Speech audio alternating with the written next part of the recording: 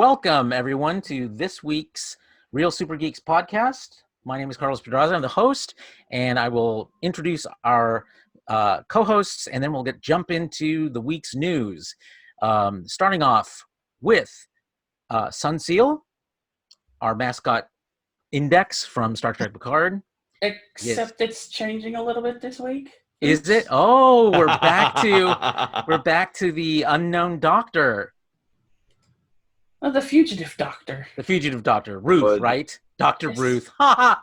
Sorry. Not so fugitive now.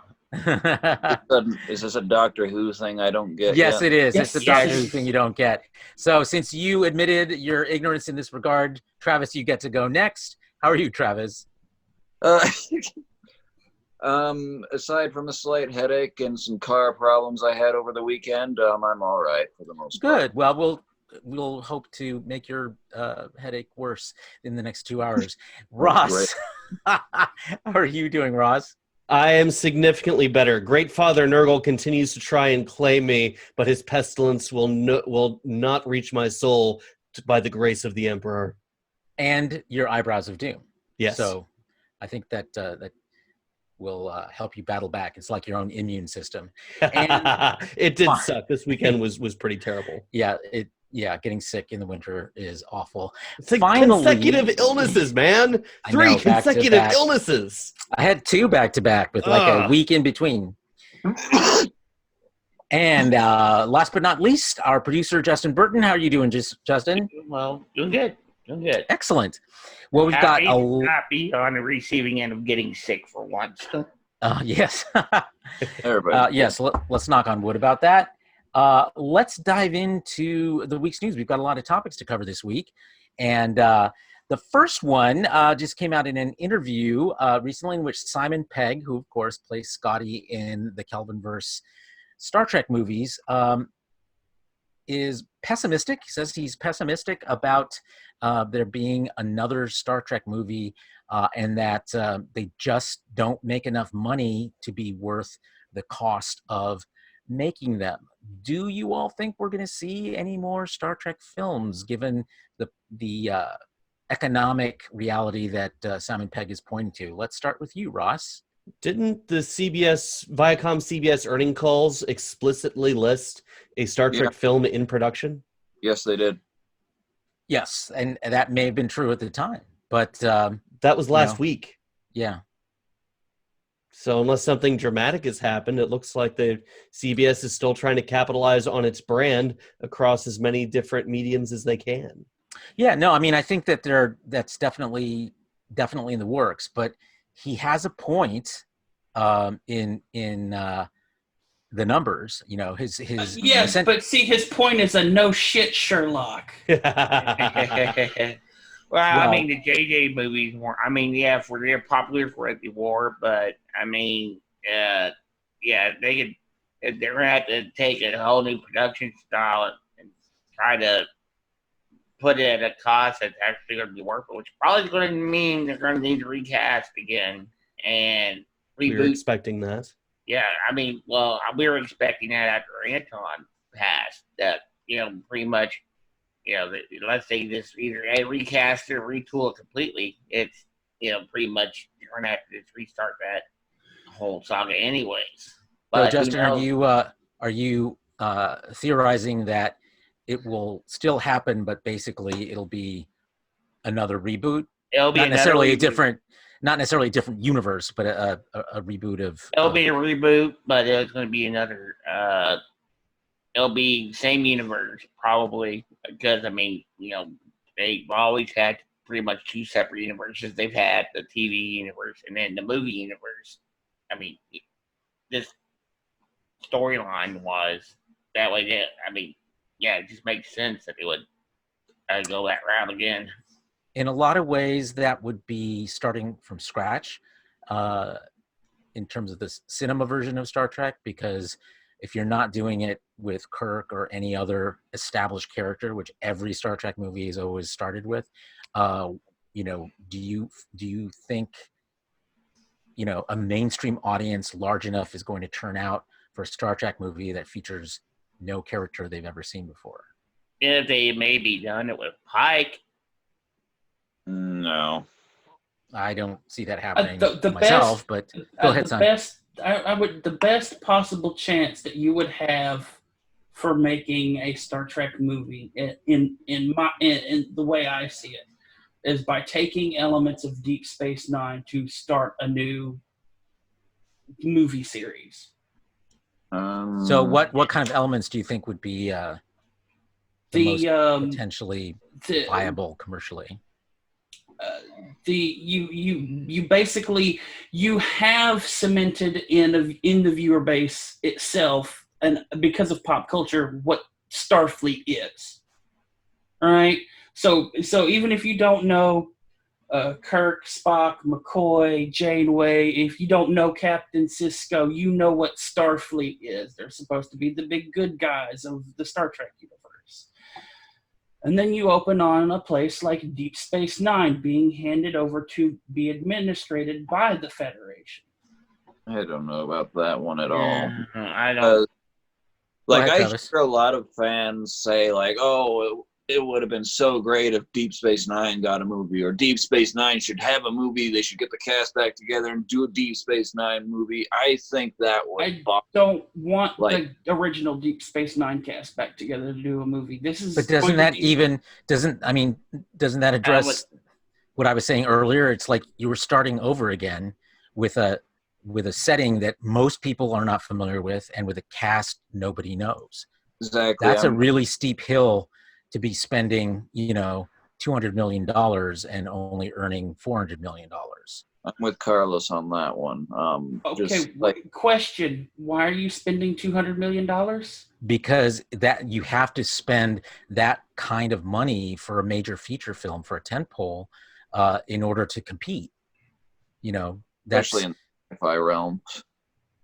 Yeah, I mean, and the actors and everything like that, because all those actors are pretty much A-list actors now, so that comes with a cost. That's another reason why there's a delay, because they couldn't get Chris Pine for a while, because after Star Trek, his popularity shot up. So Carl Urban, he's been busy and active with work since Star Trek, so they're all very sought after people. So they're going to have a big budget if they want that cast back. The same thing would be maybe start off either same universe, different cast. Is that going to get butts in seats, though, Ross? What do you think? It might. Travis, go ahead.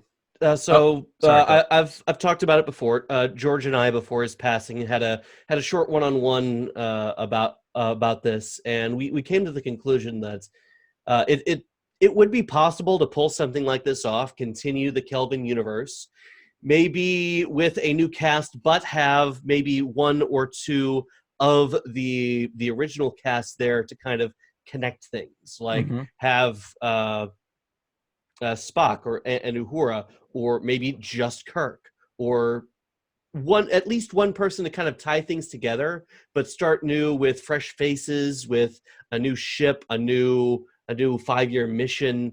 Something like that could possibly relaunch this or continue the Kelvin universe as in its movie form. Why do I Like feel the like Enterprise B. before? What's that again? Not the Enterprise B, maybe just a whole new ship, like the Yorktown or whatever. It doesn't have to be the Enterprise. Like Carlos, like he said, the idea of Starfleet, of Star Trek, what the basics of what it is in our pop culture. Most people have when you say Star Trek, people have an idea of what that is in their heads, even if it is a bunch of super geeks with a skin Spock, condition. Kirk, McCoy, Picard, Riker, not necessarily. Data. During the Picard show last week, you said a lot of Star Trek fans see Star Trek as TNG. Yeah, they so grew up their with idea it. of Star Trek is Picard, Riker, and Troy, and the rest. For others, it's Deep Space Nine. For a lot of fans out there, their original idea of Star Trek is the Kelvin universe, because that's where they got their start. So what brought them to the movie theater was the fact that they were rebooting a universe with characters people knew, updated, with more sort of modern sensibilities. But I just am skeptical that starting completely from scratch is something that I don't think it's impossible. I mean, and Noah Hawley, who is supposed to be writing and directing the fourth Star Trek movie, certainly is super talented. So isn't this actually, also the problem that Hollywood has, that it's too unwilling to take risks like yeah, this? no, that's exactly my point. Yeah, that's where I'm coming from on this. If I don't know if anybody watched or read into the comics at all for the Kelvin timeline, some of the later ones. But I've a read mainstream Okay. audience isn't going to care about that. They don't know No, that. They don't read comics. But if you let me finish, Carlos. Yeah, go ahead. Okay. What they did was they put them on a different ship while they were waiting on Enterprise A to be built. It was pretty much the same cast and crew, but I mean they had some new places, but they were able. And they brought the Borg in early. Yeah, they did. But we won't go there. I mean, it had some bad parts, but Yeah, there was a reason. There was a logical reason for it. But they were able to do it. They were able to tell the story without it being the Enterprise, using pretty much the same cast and crew, but And there mixing was some people. There were some really fun original stories that dealt with the consequences of the first two movies as well. Yeah, I mean, it was a fun read for those that have not seen, read into this. I would highly recommend checking it out because it's a fun read. I mean, whether Agreed. you like it or not, I mean, it's still a fun read because it will actually keep you entertained. It was a good deal. Okay, Travis, what do you think? Well, I believe Geek League of America, when they were still on Facebook, put it best when they were addressing a very similar thing regarding the future of the Star Trek movies. And this was when Star Trek 4 was shelved for the very first time. I remember someone saying, like, it's just like a shame that, like, Beyond disappointed at the box office as much, despite making more than its budget. And Geek League said a statement that just has stuck with me since. It is a shame when $100 million movie or whatever the box office was, like, makes a profit of 130, or I know it's not a profit of exactly 130 million, but like makes 130 million and it's not considered a profit. I just think that, well, because it takes between 2 and 3 times what it costs to make a movie to be considered profitable these days in Hollywood. I find that so, like, sad because, like, I remain optimistic that we will see another Star Trek movie, and I would love to see a fourth Kelvin timeline movie. I love those films. I don't give a damn what anybody else says. At least I would love them to wrap it up.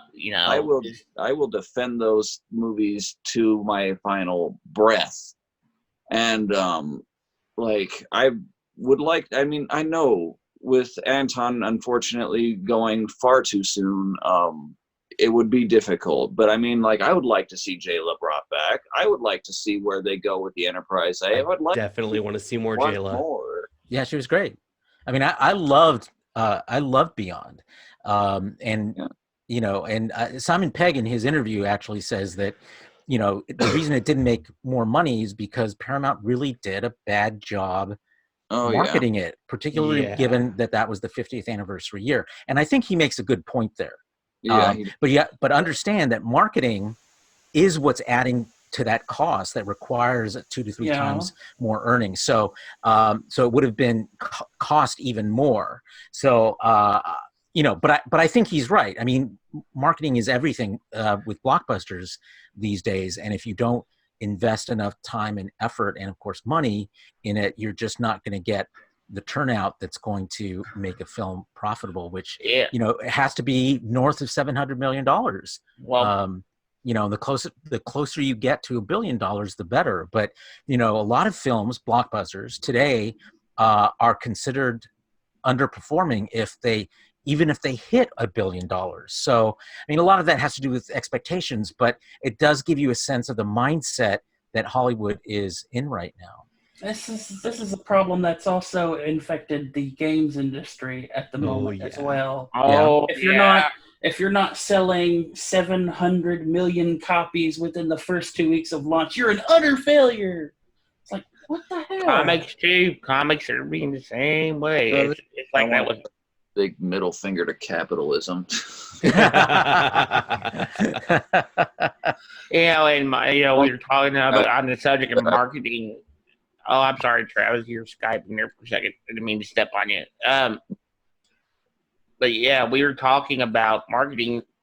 Paramount has been really poor with Star Trek movies and marketing for quite a while, even before Beyond. I think like their last. Do you all think that the reunification with CBS portends better marketing? Absolutely. Yeah. Look at their marketing for Picard.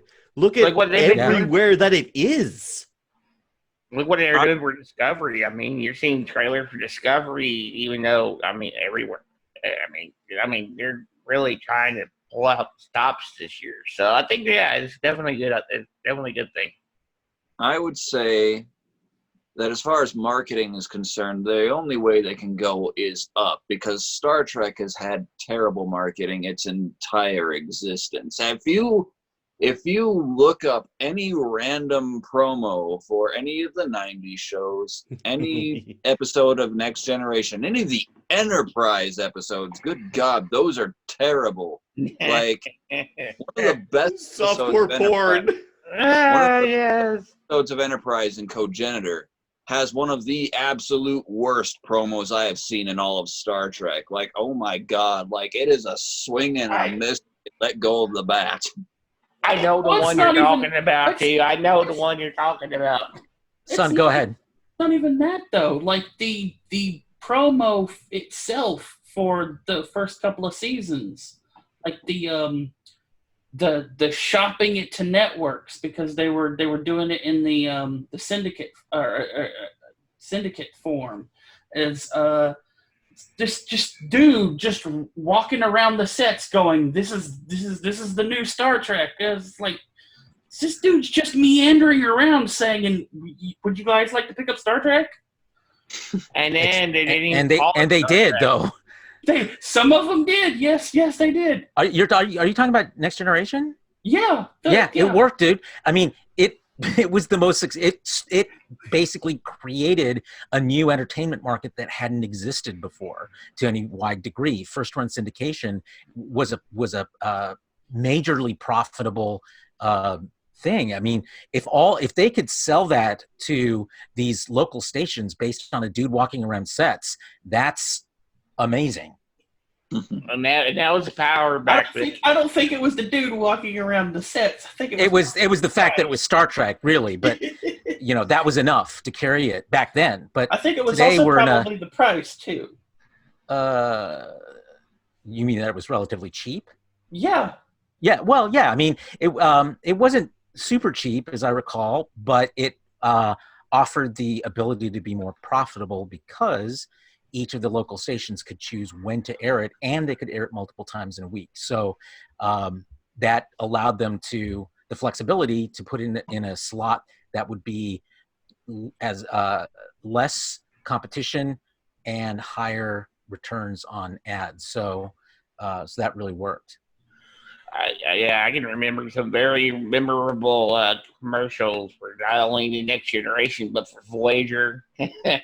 Some of the promos they done for that, and for some of the movies, some of the Next Generation movies. Heck, I remember the Star Trek 6. It was probably one of the last times they really did a promotion, because I think they were trying to do commemorative patches and all types of other stuff with it. They're doing plates and everything else to go along with the promotion of that movie back then. And then that was it. There was the train wreck that was the Star Trek Into Darkness promotion cycle. Oh my God, that was horrible. Which, by the way, still made more money than the first start. It made a lot of money, but oh my God, did it just not tell you? It didn't tell you anything. It was just bad. I think, I mean, I think it outright lied to you, is what it did. Yeah. I think I'll put it this way: I still own those 4 BK actual glasses from Star Trek. I have them. And they're still in the boxes. I have too. All right. Well, we're going to wrap up this segment. Obviously, we've got a lot of things to follow up on this as we see whether or not Simon Pegg is right and whether, in fact, Paramount continues moving forward with development of Fingers the fourth Star crossed. Trek movie. Yeah, I mean, I think all of us Same. want to see something like that happen, and hopefully they'll come up with the right formula of cast, characters, story to entice people to see Star Trek in the movie theater again. Of course, my theory has always been that feeling has always been that Star Trek has always done best on TV. So, it's just lends itself to television in ways that is harder. It's a harder sell, I think, on theatrically.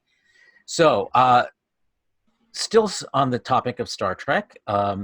This week, of course, marked the 5-year anniversary of the death of Leonard Nimoy, which a lot of people on Twitter and Facebook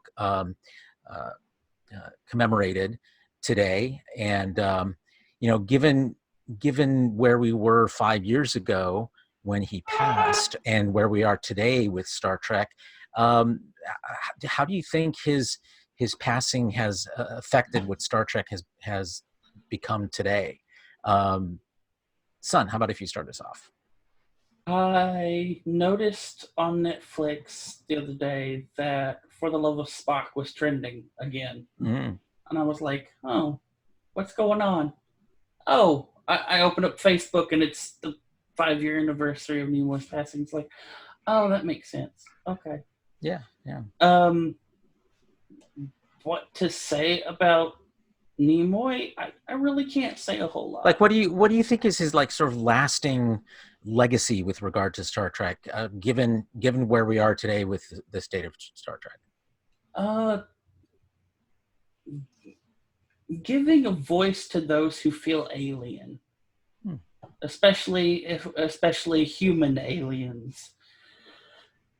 Because I mean, we at some point we all feel kind of like the alien in the room, and in Star Trek, Spock was a character that you could throw yourself at.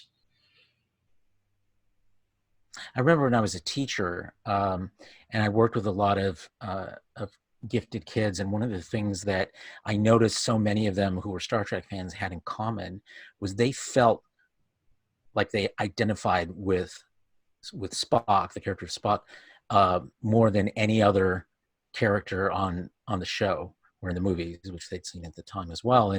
And a lot of it, though, was about how, they wanted to control their emotions, and they felt like their emotions were this weak part of who they are. And I thought that's a very interesting, worldview from teenagers that I hadn't really thought of before. But certainly, I think he remains a character, and Leonard Nimoy remains an actor whose presence is, sort of literally pervasive in Star Trek down to this day.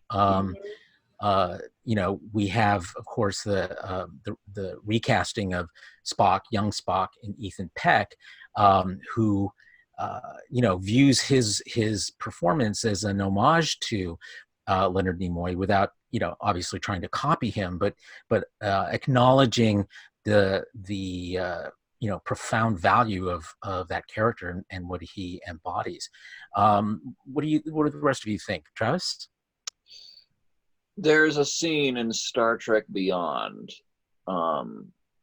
which I feel really kind of embodies what Leonard Nimoy meant to Star Trek and what he meant to so many people. And it's when they're on the planet, McCoy and Spock are hiding from the drones flying around, and it's the first time when Spock opens up about the death of Ambassador Spock to somebody. And he just says like things along the lines of like, when you've lived as many lives as he has, the fear of death is illogical, and he wants to live as he did and everything. And while it fits the story that they're telling. I can't help but feel that they're talking very subtly about just what Leonard Nimoy did for this. I mean, like, for this franchise, he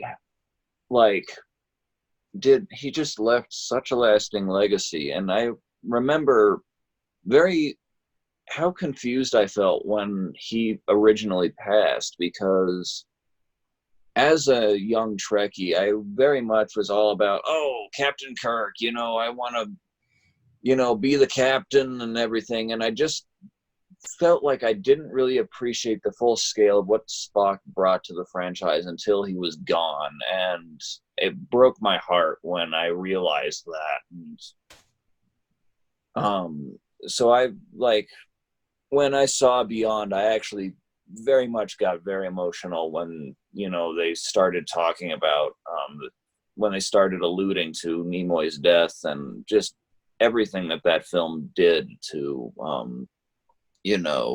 honor him. And even the shows of today, I'm pretty sure that there's the reason that the EMH, or ENH I should say, in Picard said, the man worked alongside Spock. I'm pretty sure that's more than just a throwaway line. I'm pretty sure that's just, another way of saying, we love what this guy brought to the franchise. Yeah. Very true. Ross, how about you?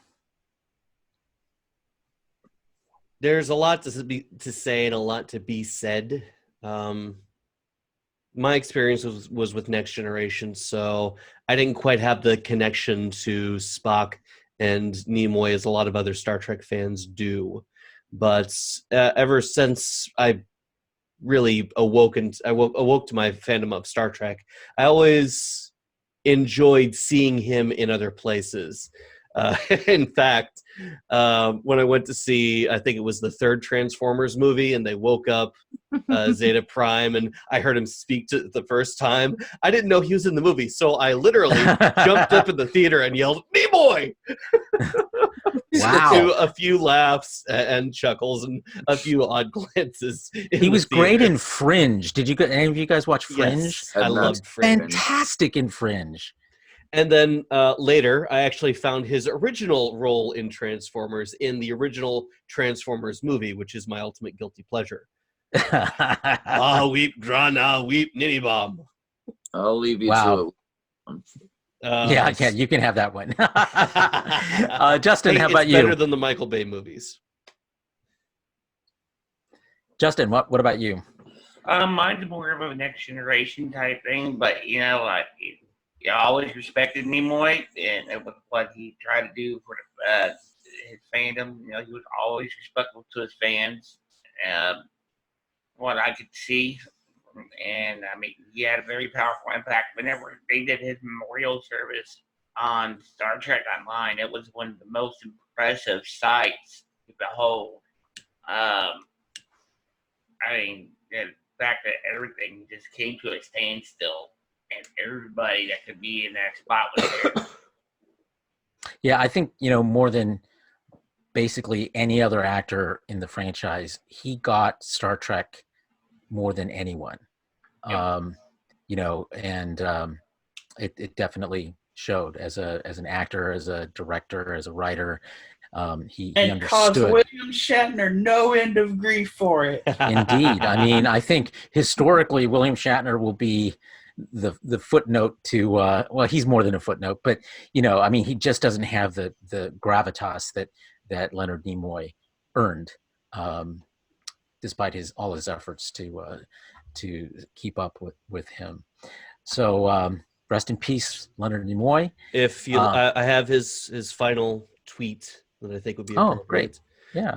A life is like a garden. Perfect moments can be had, but not preserved, except in memory. That was my banner for the longest time after his death. Yeah, he was very eloquent. All right, well, let's move to our next topic, and this has to do with filmmaking. What item that came up, actually, we discussed very briefly a few months ago around The Mandalorian, was its use of technology, its groundbreaking use of technology in portraying alien planets and, just giving this great sense of cinematic feel to its visual images. And more about that technology started coming to light in the last couple of weeks. And we're seeing, the potential for this technology, still very expensive, but apparently worth it. And because it looks sufficiently real, it's long-term influence on filmmaking, from now and into the future could be, in fact, quite profound. Opinions, Ross? I wasn't a part of those original discussions, so when we talked about it for less than 5 minutes, so we're not covering ground really that we covered before. The thing that struck me the most about some of the behind the scenes stuff that comes out was the void, which was this cylindrical room with images projected on the roof that was as a backdrop for the film, or for the setting.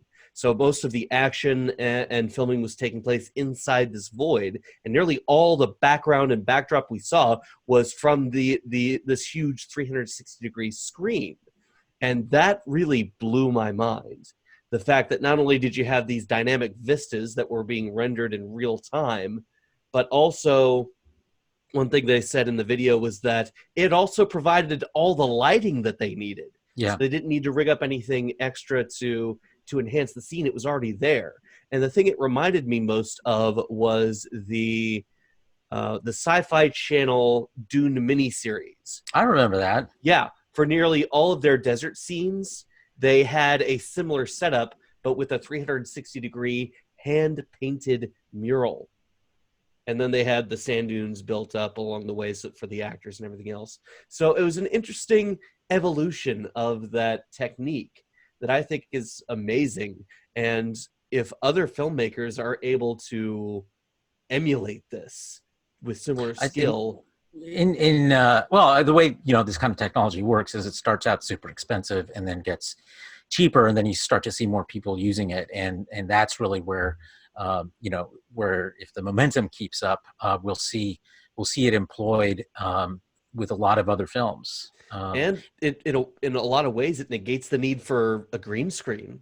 Yeah, and that's exactly what especially actors want to get rid of, because oh yeah, you're acting on green boxes, and sometimes with people who aren't there, and or characters that aren't there, and that that has an impact even with the best actors. Having something that you can bounce off of makes a huge difference in a lot of performances. Yeah, Travis. Oh yeah. I'm with Ross on this one. I don't know too much about this story, but I know that Star Wars has not been a stranger to pushing the envelope as far as how film is made and how certain things are portrayed, from worlds to CGI to space dogfights of all things, and to cannibalizing thousands of battleship kits to make a trench for a I mean, just if this is the next thing, I'm all for seeing how it goes forward. And if it does eliminate the green screen, that's something I'll be very curious about. I mean, there are times where just a bad green screen effect is a bad green screen effect. And I know that you shouldn't let bad effects ruin the movie, but I mean, it's like a puppet show. It all depends on the puppet master, What are you going to focus more on? The puppet master telling a good story, or the puppet master pulling strings bad? I mean, I have no idea if my metaphor just went rambling over the heads of everyone listening, but no, it worked for me. But I think that the interesting thing about this technology is, unlike CGI landscapes and such, which can look kind of cartoony, and these are a lot of these places, all these locations that they used for The Mandalorian were real places. They sent a small film crew out to these places, shot 360 degrees of all these locations, and and then that's what's getting projected in super high definition on, in the void, in the circular space where the actors actually are, and they perform their, do their performances. So what you're seeing is a real actor, working against a real location that looks real because it is real, and the projection technology is good enough that the resolution is high, and the computer tracking technology is good enough so that as the camera It also moves, tracked the camera. yeah, it tracks the camera. And that's the real magic here, is that in real time, we now have computers strong enough or powerful enough that can track the camera, track the actors, and the lighting all at the same time. And all without getting hay fever or pollen. Exactly. So, so it's a big deal, and I hope we see more of it, and I hope that it gets cheap enough for independent filmmakers to use it as well, because it would be pretty amazing. Okay, let's move on to our next topic. This one comes from Ross about Tales from the Loop, which is getting a Netflix adaptation. You want to tell us a little bit more about that, Ross? All right, so I'm going to butcher this name because it's Swedish, but an artist by the name of Simon Stalenhag is created a couple art books of what he called retro-futuristic work, where you see 1980s aesthetics with robotics and machines and all of kind of surreal. Here, hang on just a second. I have examples somewhere. I totally thought you were getting your cat for a second. Nope, not that. Here we go. This is the RPG that is based on the artwork. So let me page through some of these, find a good example. But he's released 2 different books of art, and of course the RPG. So here's another example within the book. Netflix has adapted this for Actually, it's Amazon, by the way. Amazon, or Yeah, it's actually Amazon. Okay, Amazon. But it's getting a TV series. So this amazing artwork, and a pretty cool game, by the way, is being adapted for a live-action TV series, and I'm quite excited about it. So I really love the art style. I love the concept of retro-futuristic style. So I'm really curious to see how it turns out. I just have to say, the picture you showed is very Horizon Zero Dawn. Yeah. It's a lot like Stranger Things in that kind of era, but with even more wild technology just out in the wild that people just take for granted. Well, let's hope they do a better job of writing it for me than Stranger Things. Here's another one. Yeah, it looks very cool. The trailer is available on YouTube on the Amazon Prime Video channel, so you can tune in and take a look at what that looks like. And it does look pretty interesting. So I'll certainly give it a shot. It's interesting to me that that looks like an AT-AT. That's the kids controlling it. Yes, that's an AT-ST. Right. In the game, you take control of a bunch of adolescents between the ages of 12 and 17, and you go on little adventures throughout the world, Goonies style. Oh, wow. Well, that sounds very interesting. Well, sign me up. Anyone else interested in seeing this? I would be interested in seeing a Goonies remake. That would I wouldn't, actually. I think Goonies is one of those movies that's perfect as it is. We'll see. That looks great. We'll see. Well, I'll say that much. Like, retro-futuristic concepts can be fun, but, like, if it gets too steampunky or something like that, I'll probably give it a pass. I'm pretty picky. Well, we'll when it comes out. When's it projected to come out, Ross? Let me page through the article. I don't see a date. Oh wait, it will debut on April 3rd. Okay, so not terribly far away. Yeah. All right. So April 3rd, we're going to come back and see what you think, Travis. Speaking of retro future concepts, I still say that Tomorrowland is a critically underrated film. I actually really liked Tomorrowland. I thought they might have overhyped it because I thought it was a compelling story, but and it looked great, but not enough people went to the theater, I guess. See, and here I have the opposite problem. I didn't even know the thing existed until like the day it was out in theaters. That's the only time I ever saw a commercial for it. Oh, really? I saw lots of previews at other movies leading up to it, so I was well aware of it. But yeah, I mean, it could be just another one of those things where I forget which studio put it out, but that they just didn't invest what they should have invested in order to get the butts in seats. Well, it was Disney, so it's not true. it's not like they were hurting for the money. Yeah, well, I mean, maybe they thought it just wasn't going to perform very well, and so they only did a perfunctory. I mean, that happens. They do a perfunctory amount of promotion, and it performs accordingly. So Seems a little counterproductive. yeah, well, yeah, it happened, but it happens all the time with studios. They, what they get back from from the producers and the directors is not what they hoped for, and they're like, well, let's cut our losses, because they just don't think it's going to get enough people in seats to begin with, and so they, it becomes a sort of a self-fulfilling prophecy. So that's unfortunately how they make decisions in Hollywood these days. All right, so we'll keep our eyes peeled for that coming April 3rd, and move on to our next topic, which is a Star Trek Picard topic, and I added that to this week's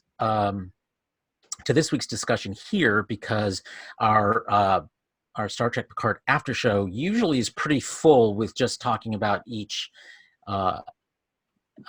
episode and what happened in each episode, and we've moved our Picard prediction SmackDown to a short featurette of the show, and so I thought it might make more sense for us to discuss this overall topic. This comes from an article from Screen Rant, but First.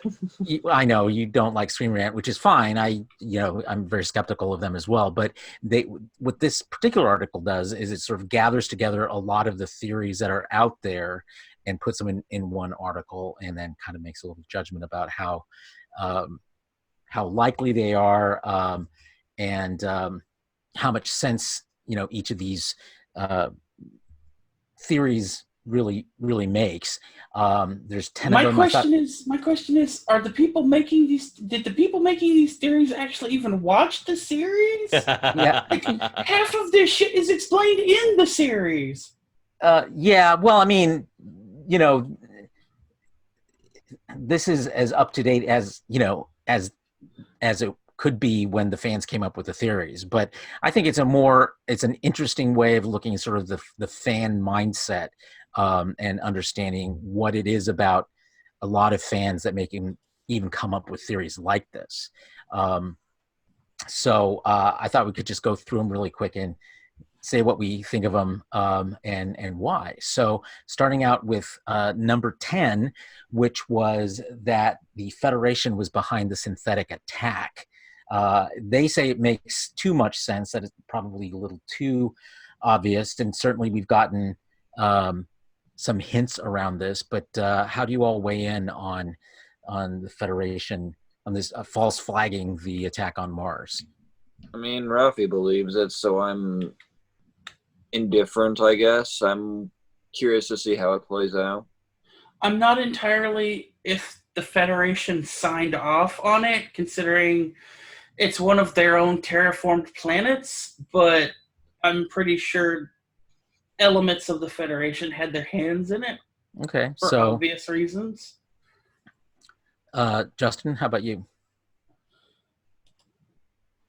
Yeah, I don't think I gotta agree with Son on that. I don't think they signed off on it, but I think elements inside the Federation, like Section 31 or others, had a hand in what happened. Because, I don't think they would normally do that. It's just, elements maybe, but not the whole Federation itself. I just don't make no sense. And Ross, how about you? Well, Commodore O, whatever she is definitely a part of it, so it stands to reason that she's not alone. Okay, let's move to number 9. That the theory that banning synthetics seemed to be okay with the Federation. Banning, I guess, meaning deactivating them, and the theory being that after Measure of a Man, how could the Federation do something like this? What do you think of that, Son? Well, the Measure of a Man was a Federation court case for one individual, not an entire race. This attack this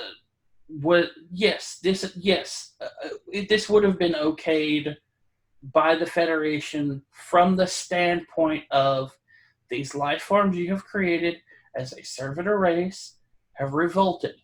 You cannot risk creating this kind of class of being again for fear that it would happen again on other Federation worlds. In other words, that if in fact they were programmed to launch this attack, that somebody else could potentially program them to do something else in the future. Is that your idea? By all arguments, and I guarantee by all arguments, the argument that would have been made to the Federation was these synths went rogue on their own. Right. And obviously this is something we don't have the programming at the moment to control. Therefore, let's 100% make sure it doesn't happen again by not allowing ourselves to make them anymore. Okay, so do you think, so it's not really about programming, it's about, because if they think that they sort of natively gain attack. Sentience, yes. Mm-hmm, mm-hmm. That would have been the argument made from the people who are trying to keep it hush hush that this was kind of a false flag operation, wouldn't it? That They naturally went rogue, that they naturally gained some sort of sentience and they all went rogue. I mean, that was the narrative from all the from all the news networks, is that these were rogue synths that suddenly destroyed all their brethren and the Utopia Planitia shipyards and Mars. All right, gotcha. Travis? I don't know where I stand on this one. It's a gray matter area. You could throw in things like the Measure of the Man, like, oh, the Federation wouldn't do this with Data, since they ruled in Data's favor in Measure of a Man. But I mean, they weren't above forcing the Mark I EMHs to do like the dirt work. So I mean, it's like I'm indifferent to it. Yeah. Not enough evidence for me. Yeah, I think you make a good point, Ross. The thing I think people are ignoring about Measure of the Man, that was not a civilian court. It was a Starfleet inquiry. It was a Starfleet hearing. And the ruling was specifically for Data and specifically within Starfleet. As far as we know, there is no law or legislation of any kind in the Federation, the civilian governments that everyone is a part of. So this is absolutely within the realm of possibility for a Federation decision. And Travis nailed it right on the head. The Federation was not above using the Mark I EMHs for manual labor. Yeah. So yeah, I think this is definitely within possibility. The Star Trek is all about people making mistakes and then eventually rising up beyond them. All right. Let's move to number 8, which is one that kind of boggled my mind. This is the. Did you not watch the show? This is episode 2. Yeah, exactly. I don't get why this is even a theory. That basically, why does the Federation know about the Romulan Borg cube when it's really clear that Federation scientists are aboard it, conducting research. They're part of the reclamation project. So I'm not sure where that comes from. But a lot of fan theories strike me that way. Anyone else? This is a dumb What moment. a hogwash. I got nothing. All right. I'm happy to move on to the next one. All right. Number 7 is that it doesn't make sense that Starfleet is unaware of Romulan infiltration in Starfleet. And this one has a little more heft to it. And we've talked about it on the after show. But where do you guys fall on the idea of Starfleet would have to know if there were any Romulan agents? Data's day. Okay, Yeah, that's a good. What was the ambassador's name again? T'Pel, was it? T'Pel, a Vulcan ambassador who's presumably served in the Federation for a century or so. Romulan spy. The entire time. The entire time. The whole time. Look at the original series episode. I mean, they wouldn't necessarily know if there was a spy. I mean, they wouldn't know. They wouldn't. This is like that was that scene. That entire scene was like Sally Fields finding out Robin Williams was Mrs. Doubtfire the whole time. The whole time. Just look. Okay, a little historical example: sleeper agents of the Cold War. They were seated on both sides and just sat there pretending to be normal within the Soviet Union, within the United States, waiting for their time to be activated. These people exist in the real world. So it stands to reason that the Romulans would have people planted in the Federation to be activated when they're needed. Well, and we know from Enterprise that they had agents on Vulcan for a long, long time. So it's not surprising. But you also have the no sense that the Federation wouldn't know, just like the Federation doesn't know about Section 31 or any of these other numerous examples. Yeah, how dare the Federation not be aware of a culture that is devoted to secrecy, is secretly working within their own headquarters. Secret people with secret names, doing secret plans with secret tools. They have freaking cloaking devices. I mean, if we're crying out loud, the Klingons had operatives planted in the Federation. So I mean, I don't understand the thinking behind this. It's just, I just don't get it. Well, but you have the opposite argument here as well. The fact that Romulus is now broken as a state or as an empire. Kind of like the Russian state broke apart, the Soviet states broke apart. I'm pretty sure our own government bought up a whole bunch of cheap KGB agents who now had no home. So you would have a Federation who probably would basically buy up somehow or another former Romulan intelligence agents. And I'm sure both would be able to work independently. Those who had infiltrated with the Romulan Star, who are still sending information back to whatever government still exists, and then the ones who are there by or who are by invitation from the Federation, because it also maintains that veneer of we're all on the up and up. It's almost like I don't know if any of you are watching Hunters, but it is premised on the historical revelation. I mean, that this happened, that the U.S. Brought over tons of ex-Nazis that they had scientific knowledge or political knowledge or whatever, but they had some value, and U.S. intelligence created new identities for them, and so they were embedded within the United States. And of course, Hunters goes another step to say that they're actually involved in various conspiratorial schemes to restore the Fourth Reich, or create a new Reich. But the reality was that there were a lot of scientists and others who were brought from Nazi Germany and given new identities here. And then and there actually were Nazi hunters who tried to track them down and get them kicked out, and that there was a huge cover-up about this having happened by the U.S. government. So there's I think a lot of precedents. Yeah, I think that's a good point. Okay, let's move to number 6, and this is one that had me scratching my head a little.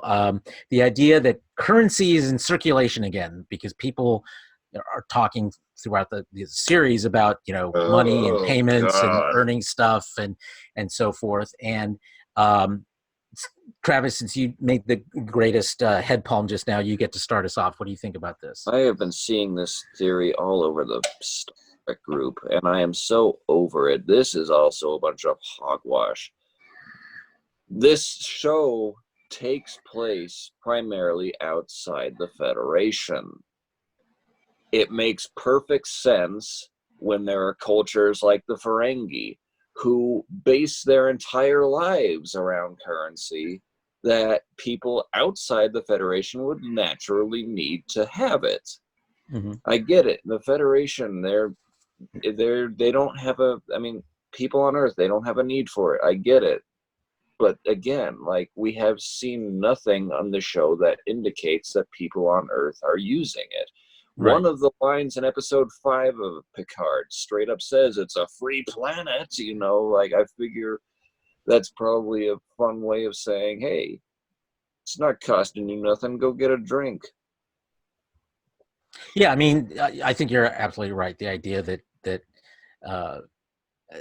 Star Trek fans, I think, obsess with the whole utopian aspects of it, and think that means everywhere in the galaxy nobody uses money. Of course, that's not the case. Ross, you want to weigh in on this? Oh my God! Did none of them watch Deep Space Nine? I've got a clip from DS9. In TNG. Captain Picard multiple times, Measure of a Man, twice. He says, "You're buying." when he talks to the captain who's going to be in charge of the trial, they apparently had a thing together. They bought each other dinner. They literally bought each other dinner. It's implied that they did, at least when they said, "You're buying." Well, they talked about credits. Yes. So it's not like. And that's not even the first time in the first Yeah. season. Picard is they're talking about a Liberty port of some kind, and they're asking if Picard knows about this special fabled place. So, oh yes, I know about it. They do this there. When we go, you're buying. The currency exists. Currency is always going to exist when goods and services need to be exchanged.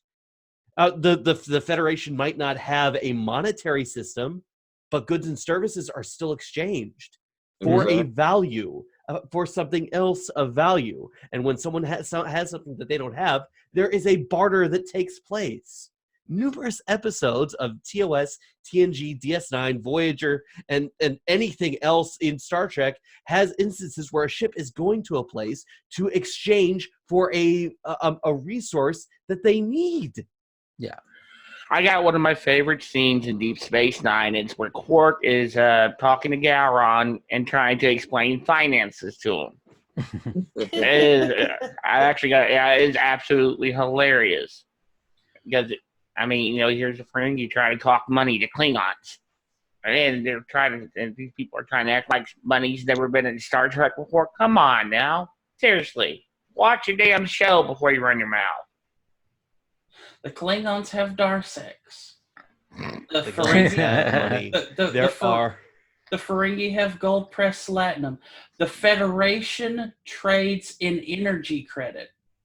And I don't mean like Star Trek Online energy credits, because that's actually a form of money. Okay, What I sure. mean is when in the Federation, what they're trading is the energy cost of doing things. That's why you have Cisco saying that he would transport home every night for the first month he was a cadet in Starfleet, and he went through an entire month's supply of transporter credits because it's the cost of energy. Sure. That all makes sense. So I consider that fan theory smackdown. We'll move on to number 5. And this is, thoroughly. Number 5 is another head scratcher where people are basically saying it doesn't make sense that the Federation knows about, or that the Federation doesn't know about the Fenris Rangers. And that one, I think this is another one for me that falls into the category you created, son, that basically, aren't you watching the show? Who wants to weigh in first on this one? What? The fact that Ichep took leave from the USS Coleman to help Seven as part of the Rangers. That's how you know that the Federation knows that the Fenris Rangers are a thing. Ross, you're gritting your teeth. The theory is that the Federation doesn't know about the Fenris Rangers? Yeah, that they don't.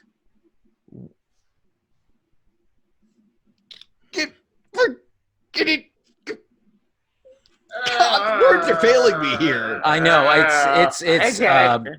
puzzling to me that people they leap to these conclusions about things that just Rios knows say it, about the are- Fenris Rangers. Rafi knows about the Fenris Rangers. Picard knows about the Fenris Rangers. These 3 people know about the Fenris Rangers. You better believe that Starfleet and the Federation definitely knows about the Fenris Rangers, especially when one of the most famous survivors of the USS Voyager returns and is one of the most infamous Rangers out there. Right. Yeah, she's known. She's infamous as the How Borg who's do a they Fenris come Ranger. up with this shit? Is what I want to know. How? I think again, like there's a recurring theme in all these fan theories, which is basically that they have created some sort of idealized notion of what the Star Trek universe is, and anything that runs counter to those notions, despite the fact that there's actual evidence that runs counter to those notions. Well, part of that is CBS's own doing. Oh, how do you see that? Because CBS at one point said, well, eventually everybody is going to join the Federation. So a lot of people. I never got that impression. What? That was an explanation. I can't remember which. That was from Enterprise, wasn't it?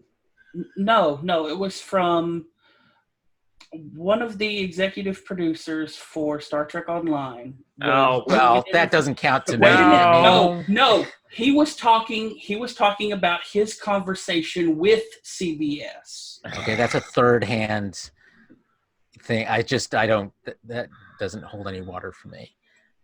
If Alex Kurtzman had said it or Akiva Goldsman had said it, John Van Sitters or John Van Sitters, I'd say yeah. But some guy heard it from some other guy doesn't hold water for me. I think that's where this theory comes from, though. Okay, well, I can see what you're. Okay, I see the point you're making, and it does kind of align with what I was saying about why fans think certain things about the Federation. It's almost like they feel like the Federation is more powerful than it actually is. In the Screen Rant article, they note that some fans have speculated that in order for the Fenris Rangers to continue their operations, they must do so covertly. Otherwise, the Federation wouldn't allow it. I'm like, but this is outside of Federation space. It's space that the Federation has withdrawn from.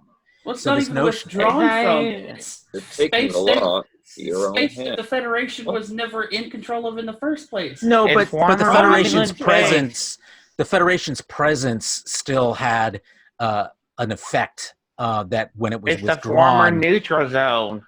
Well, not all of it is the neutral zone. Some of it is.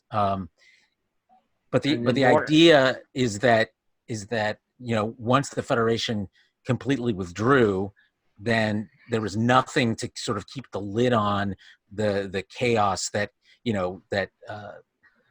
had been created in the wake of the supernova and the dissolution of the Romulan state or the Romulan Empire.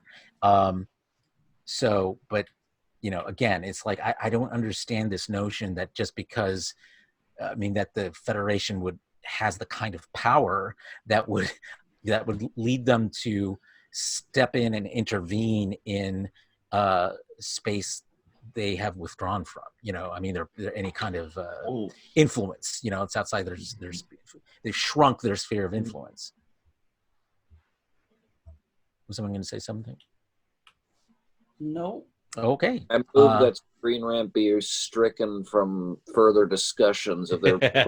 Well, the point here is this isn't just some writer at Screen Rant thinking this up. This is what actual fans are thinking, and I think it's yet not And you can see and yet not a single link to where these theories are located. Twitter. Well, but Twitter, we've run across them. Travis, You've run across them. I have. Travis has run across them in the Star Trek Facebook group. Justin has in Twitter. You would think that as an actual outlet, an article written by supposedly some kind of journalist, they would have.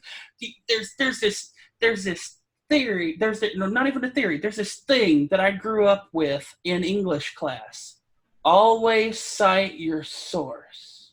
Well, sure, but this isn't. They're not reporting facts. They're reporting theories. This is not. They're not going to spend a ton of words citing sources that basically, because I've seen articles that do that, and they post tweet after tweet after tweet after tweet after tweet. I'm like, okay, I get it. You don't need to post tweet after tweet after tweet. Well, sure, okay? but that's why you link it in the body of what you're posting. Well, there's only so many words. How are you going to link them to every, to 10 tweets? It's not that kind of article. It's not the kind of article, unless your point is that they're lying. But we've seen enough evidence of these fan theories out there that it's clearly not a lie. So, and they're not credible sources to begin with. So it's not like citing them is going to lend any more credibility to what's being said in the article. Sources. Well, no, because it's not like some theory that or some story point or something that you say sources say. The fact, because theoretically at that point you're pointing back to something authoritative, but the whole point of this is that these are fans; they're not authoritative. So if I get where you're from, but I feel like Screen Rant's giving them an unnecessary platform. Well, that's a judgment call. For me, it's like it is informative to know how much. I understand better why some of the criticisms of Picard exists and where they stem from because of articles like this. I don't need to know the individuals who posted it because I've seen enough of these kinds of comments, but it gives me an insight into a mindset that we see running through many of these theories, and I think that's valuable enough because again, Screen Rant isn't putting this across as these people know what's really going on, and they're not citing them as authorities. They're just saying this is what people are talking about. And they're It's not- batshit crazy. Well, that's for the reader to determine, but and for us to smack down with prejudice. yes, well, it also gives us the opportunity to smack down with prejudice. Okay, we're nearing the end here. This one is a leap in judgment that I don't get either. That Starfleet is basically being run by people who are veterans of the Dominion War. So that people who are middle of the line officers or captains are now the people running Starfleet as admirals and commodores and so forth. And because it's 30 years later, and that there's this sort of The isolationism is because of that war. yeah, and I'm not sure I see that, but Sun, do you want to start us off in this one? Maybe. I mean, the whole point of the Dominion War was that what am I trying to say? The founders were trying to make the Federation isolationist, and that even after the war, the Federation was building its forces again because it still had work to do, let alone patrolling the territory that it just got back from the Dominion. Mm-hmm. So this notion to me is like, I don't know. What was the name of that admiral in Paradise Lost? What was the name of that? William Ross? No. No. Ross was the other one. Shit. We all know who you mean, but I Yeah, don't Yeah, remember his name. but it's just like the dude was a one-off. The dude was a one-off. He was a typical, stereotypical Federation badmiral. Dude was a bad admiral. He's a guy who 30 years later is not around still. I mean, as an admiral, he's retired.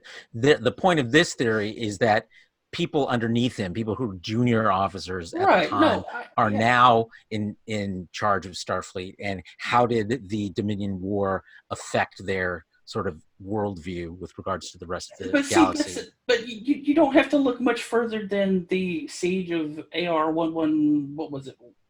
Whatever 7 or something, whatever. AR-558. To see that you're going to have people who are shaken from the war, people who are disillusioned in Starfleet because of the war, people who are going to be more invigorated than ever to push the ideals of the Federation, and then you're going to have the people who are slap happy for more war. So this notion that all these people would suddenly withdraw is it's not a coherent thing, because people are people and they wouldn't all unite under the same thing. And that's just human beings. Let's not even get into Vulcan philosophy or Andorian philosophy, because I'm pretty sure the Andorians would have been itching for even more of a fight and even more of a war. So you were thinking of Admiral Layton. That's the one, Admiral Layton. Thank you. I came across a discussion thread on one of the Picard groups on Facebook in which someone asked the question, why don't we see any references to the Dominion War in Picard? And amongst the responses, basically, which made a lot of sense to me, was one that says, look, in the time period that Star Trek Picard is set, the Dominion War is as long ago as the Vietnam War is to us today. And while, there are people around who were part of the Vietnam War, who were, junior officers who are now in charge of the Army and the Navy and so forth, that so much has happened between the Dominion War and where we are today that the idea that it's still this huge influence doesn't really stack up, given that, so much has happened, is known to have happened in that intervening time period. What do you guys think? Yeah, no, I completely agree. Yeah. The only time, So- the only time we really talk about something like the Vietnam War is if it comes up as part of the conversation, not really about it just being a thing. Hell, I mean, Yeah. like I don't hear too much discussion about the war on terror or the Iraqi wars anymore. Yeah, that's true. And a lot of that, of course, is because only very specific segments of the American populace are even involved in that war. Without a draft, the military is successful in recruiting, in certain parts of the country, more conservative parts of the country, and there's fewer of those, fewer people live in them, and it's one of the theories behind why there's a blue America and a red America that don't really talk to each other very well. So the majority of families have no one who's involved, who's serving in the Middle East. So that's why it feels very far away and like it doesn't have a lot of impact. Shall we move on to our next one? This is one that boggles my mind. They believe. After everything so far, this should be good. So this is one that basically thinks that that the Federation is falling apart, and that what Picard is trying to do is essentially subvert that and create a new Federation that actually whose actions follow from its ideals, and that by interacting with the Fenris Rangers, by recruiting this renegade motley crew, that he's starting to build a force of people who reject the Federation and its centralized control in favor of a new society that's more idealistic or something along those lines. I just thank you, Ross. I don't even get where that comes from. It's like nothing in this show indicates that this is a political show in that kind of sense. That the Federation even needs saving in terms by being destroyed and rebuilt. I'm not sure it's far enough down that path. Ross, since you've got the banhammer, how about you start us off? All right. Sounds like someone is reaching for a connection with Discovery Season 3.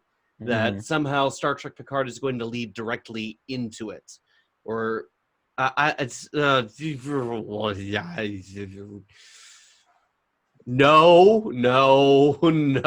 This isn't 1,000 years from Discovery where the Federation has fallen apart. Yeah. This is somewhere in the middle. Not even in the middle. I mean, 1,000 years is a long time. Do not listen to the Dark Circle. Do not listen to the Phantom Menace. They are wrong about this.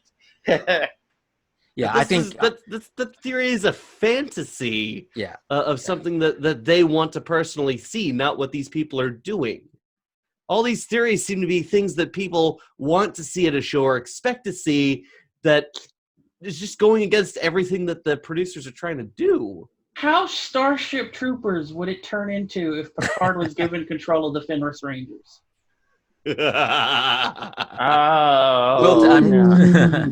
The only good Romulan is a dead Romulan. I think that's what some of these people want to see. Elrond. I want to see Elrond or Eleanor in the Fenris Rangers. I think that would be fun.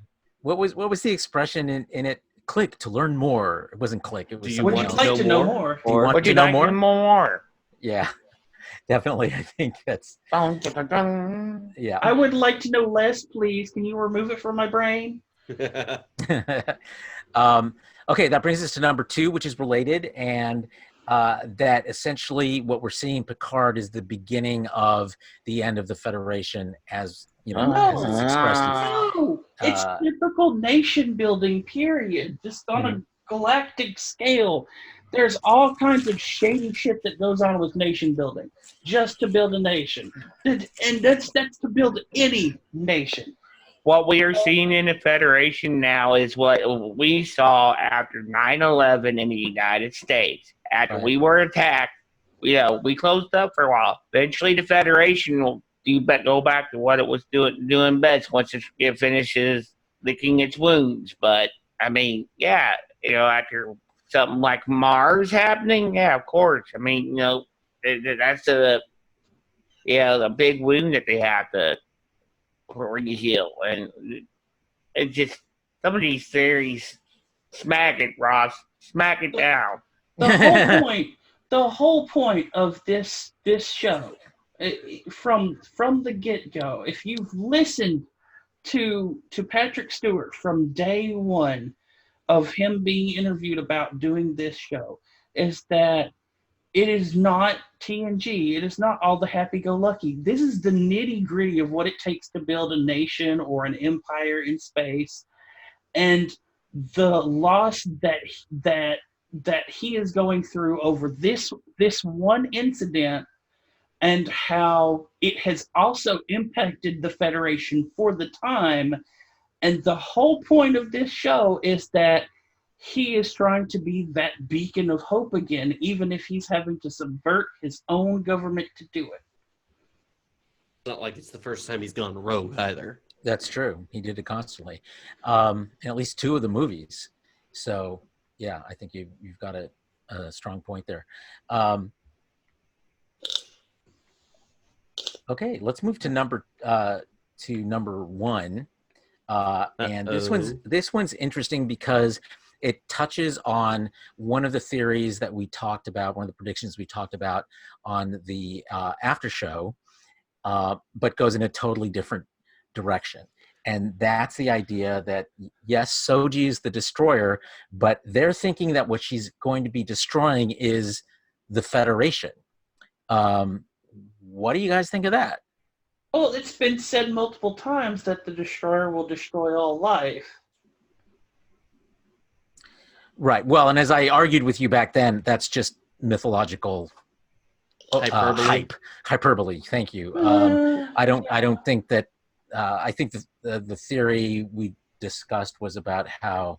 But how would you convey that to? How would you then convey that to someone on Earth to get them so shook that they would wind up killing their own lover?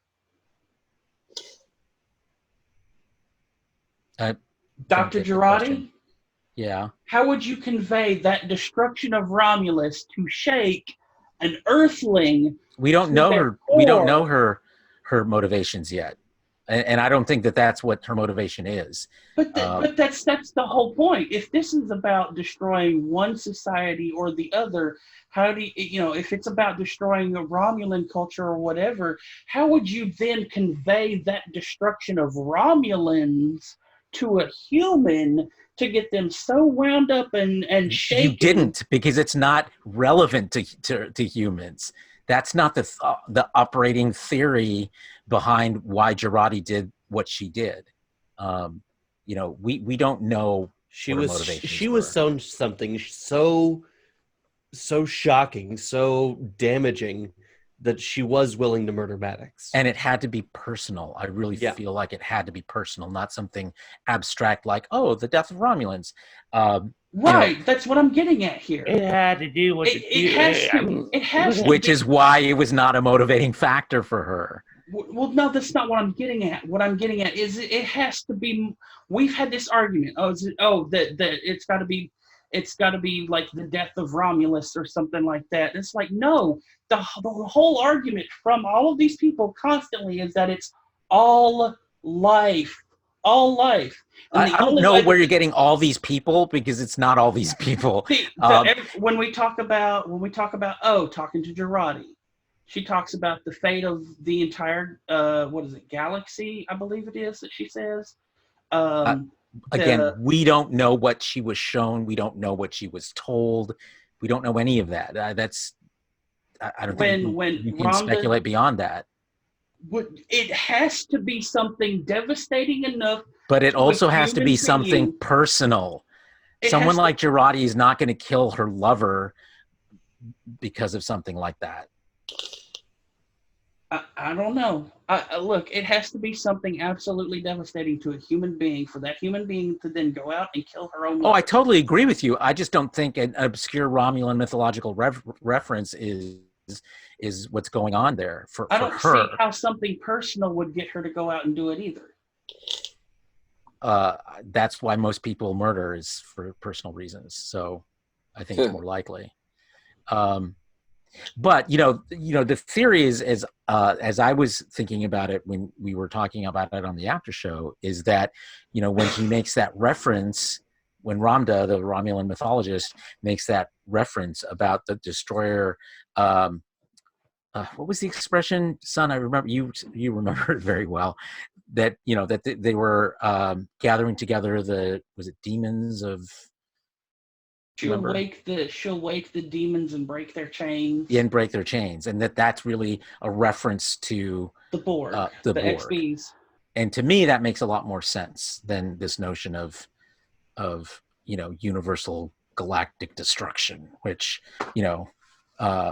for Romulan mythology, where they only really care about Romulan stuff, the destruction of their world is pretty much the same as it's the destruction of their world. Of their empire, of their culture, all these things.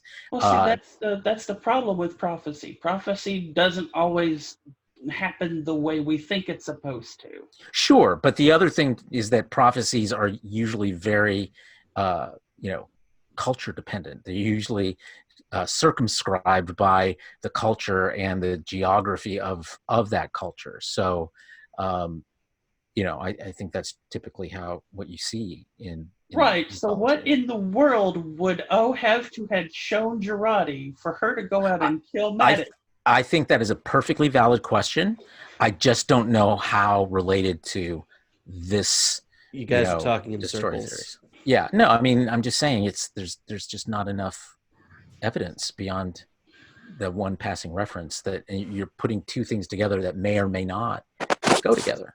Okay, so clearly this is one that's a topic that is of genuine controversy. We'll keep watching it as the series unfolds, and I'm happy to eat crow if you are correct, son. So we'll end on that note and shift our attention over to Star Wars. Starting out with the news, and we don't have to talk about this too much other than just a reaction, because my reaction was anyway. It was revealed, or is to be revealed, in a Star Wars novel that's supposed to be coming out in March, that the Palpatine we saw in The Rise of Skywalker was in fact not the real Palpatine, but a clone, and a clone that was essentially defective, because as a clone it could not contain all the power that Darth Sidious had, and therefore this needed. Explains the finger, doesn't it? Which finger? I don't know. Anyway, I read that and I was like, really? In the book you're telling us this? How did the rest of you? What did the rest of you think about this? Well, revelation. Before we start, you have to remember these books are now considered canon because Disney has made these books canon. And the comics. And the comics. So, yeah. Okay, so I mean, so let's assume it's canon. I mean, yeah. it makes it even worse. This isn't just a book. This is the novelization of the movie. Yes, correct. So in my mind, it's not just a clone. It's also it has the soul of Palpatine. Mm-hmm. It's not just a one-off clone that's a copy. It's a clone body that's holding his spirit. And so the it's idea is that Dark Empire, but a less interesting version. Yeah, and in fact, one of the points is that George Lucas is known to have loved Dark Empire, and even gave it away to Lucasfilm employees as a Christmas gift, I think. So yes, it is something along those lines. That doesn't help it as far as I'm concerned in terms of how good a creative choice it was. It still doesn't explain all the Snoke clones. That was ridiculous. Yeah, we still don't know. Do we know who the fuck Snoke even was? He was a copy of Palpatine, I guess. He was supposed to run the First Order until he was ready to show up. An even more defective copy? He was a figurehead that was supposed to keep things together while Palpatine was in hiding, building his fleet of Gen 1 Star Destroyers and super lasers on them. Less interesting eclipses. The super destroyers. This whole movie was just, hey, it's this, but less interesting. Well It put, stinks. Travis. Was it? Stinks. It stinks. I know we're not in a SmackDown mode, but I would smack down this one just because I think it's such a ridiculous explanation to begin with. Number one, But it's and canon. It's not ridiculous. That's the worst part. It's not ridiculous. It's simple. That's another way to explain this movie. Everything about it is simple. It's simply stupid, is what it is. It's simple and stupid. It's just a way to round everything out in the series in an exciting but simple way.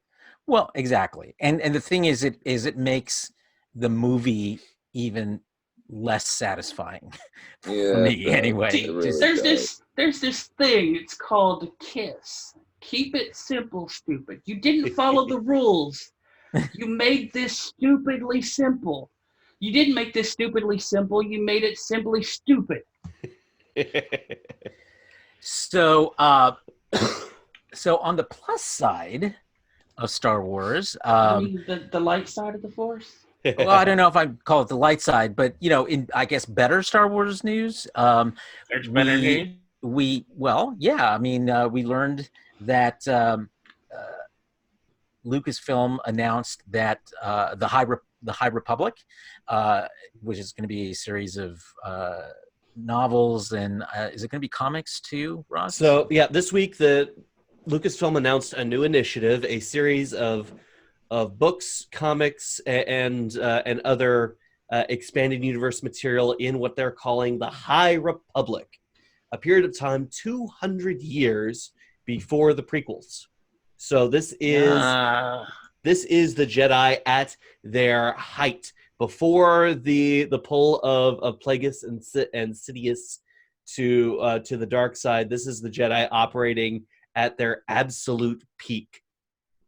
And apparently it includes a Wookiee Jedi But brandishing a lightsaber. One of the big hooks of this, the stories in this, is, what do the Jedi fear? Fear itself. So A bad story plot. So how do we feel about this? Is this a return to better storytelling in Star Wars, or what? It's a prequel, another prequel. Why can't they just do something later, original? Well, Because they just did something later, and it wasn't as good. And it sucked. I think one of the things is they're setting it so far away from the Star Wars stories that we do know that it's essentially like a new universe. In much the same way that I think Picard and Discovery are not related because there's just so much distance in time between the two series. I think they're looking for a similar kind of thing in play here. But do you think it'll work, Travis? What do you think? I don't care. Like, I'll be blunt. I really don't care. I've heard people say, like, oh, I want to see,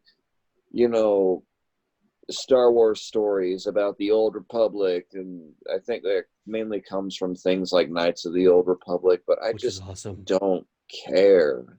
I just don't. Like, why should I care? For me, knowing that ultimately, no matter what happens in the High Republic, that it eventually all comes crashing down, by the time of Star Wars, it sort of lessens its appeal to me. But did knowing the end result of the Clone Wars make that show less interesting for you? I think that in some ways, yes. But I think that also that they really did such a deep dive in it and really explored the characters in it. And I think if High Republic does the same thing, I think it could be similarly successful. The problem is that with Star Wars movies, they didn't do that. And to its, I think ultimate. I mean, like I said, there's. Oh, sorry. Go ahead. Like I said, there's a reason I straight up say, like, I have a hard time believing that the Clone Wars take place in the same universe as those prequel movies. Because they're too good? Is that the They're idea? too good, man. Son, do you have an opinion? The High Republic. May the force and prosper, man. Very well put. I don't think I can put it better than that. Justin, how about you?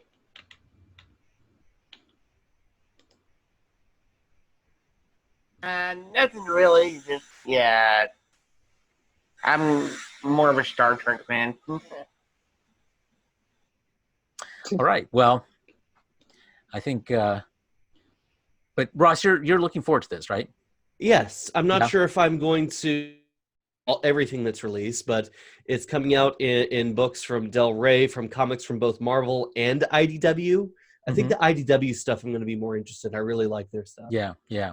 I wonder, in sort of replicating what the success, if you will, of the expanded universe originally, that this signifies some creative / commercial decisions by Disney and Lucasfilm to continue making some money off of the franchise while they're figuring out what the hell to do with the films. And hey, young Yoda. Young Yoda. That's right. Yoda would be alive and kicking back then. Good point. I hadn't Hey, thought they about could that. reuse the Baby Yoda prop. Oh my They God. ever He's did. not How a baby. many- He's an adult by then. No, he wouldn't be baby. He would still be, because he He'd was be like 500 years old or 400 yeah, years old at this point. he was 900 years old in 700. the Ugh. because he says to Luke, when 900 years old you are, look as good you will not. Indeed. Well, I'm not sure if that's a plus or a minus for me, but I don't certainly know. it'll I be would interesting to enjoy see. seeing Yoda with a lightsaber kicking more ass. That was like the best part of the prequel movie. Yeah. Yeah. I definitely liked some of that, but it looked so cartoonish. But presumably we'll have better technology for Most showing of that that, sort of most thing. Well, of that cartoonishness was literally Emperor Palpatine taking those Senate docs and just throwing them at Yoda for no reason. I think I would be more happier if this was, not a prequel, but we'll just have to see where it goes. It might be really good. But hey, if they can pull this off better than the other prequels, more power to them. Let's hope they can. All right. Well, we'll keep our eyes peeled and see if the High Republic reinvigorates the Star Wars universe, and which of course could use some of that. All right. Next is a news item that Ross suggested, which is the passing of the Konami code creator. Do you want to fill us in a little bit about that? So you might not know what the Konami code is by name, but you'll know it when I describe it.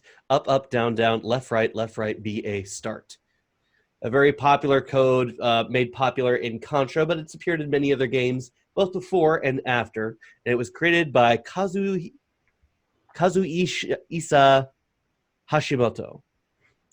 He worked at Konami during in the late 80s through the 90s, and he passed away on the 25th. So a piece of gaming history right there, part of the ongoing culture of gaming. Rest well, sir. So it's been an Easter egg in an innumerable amount of video games, not just Konami games. Yeah, even more recent games like Fortnite and Final Fantasy have ended up using the code in different ways too. So definitely a profound influence that no doubt will continue in the future in his memory. Also a bit of a reference in numerous TV shows and movies. Yeah. Ooh, can you think of a couple? I can't. What was that? Wreck-It Ralph. Yeah, Oh, yeah, yep, Wreck-It Ralph. Yep, of course. There was I can't remember he's Was it Hispanic, in the Adam Sandler one? probably.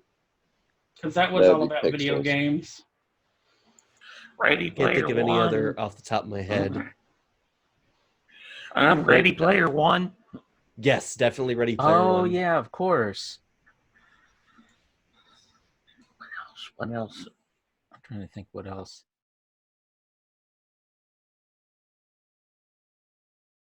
Castlevania, Metal Gear, Fortnite, Final Fantasy, League of Legends, League of Legends, right? Gradius 3, Life Force. That's all that's in this article, at least. Oh, in Archer, it appeared in Archer. um, Hellsing Ultimate and the anime Hellsing Ultimate. Nice. Thank you, commenter on the article.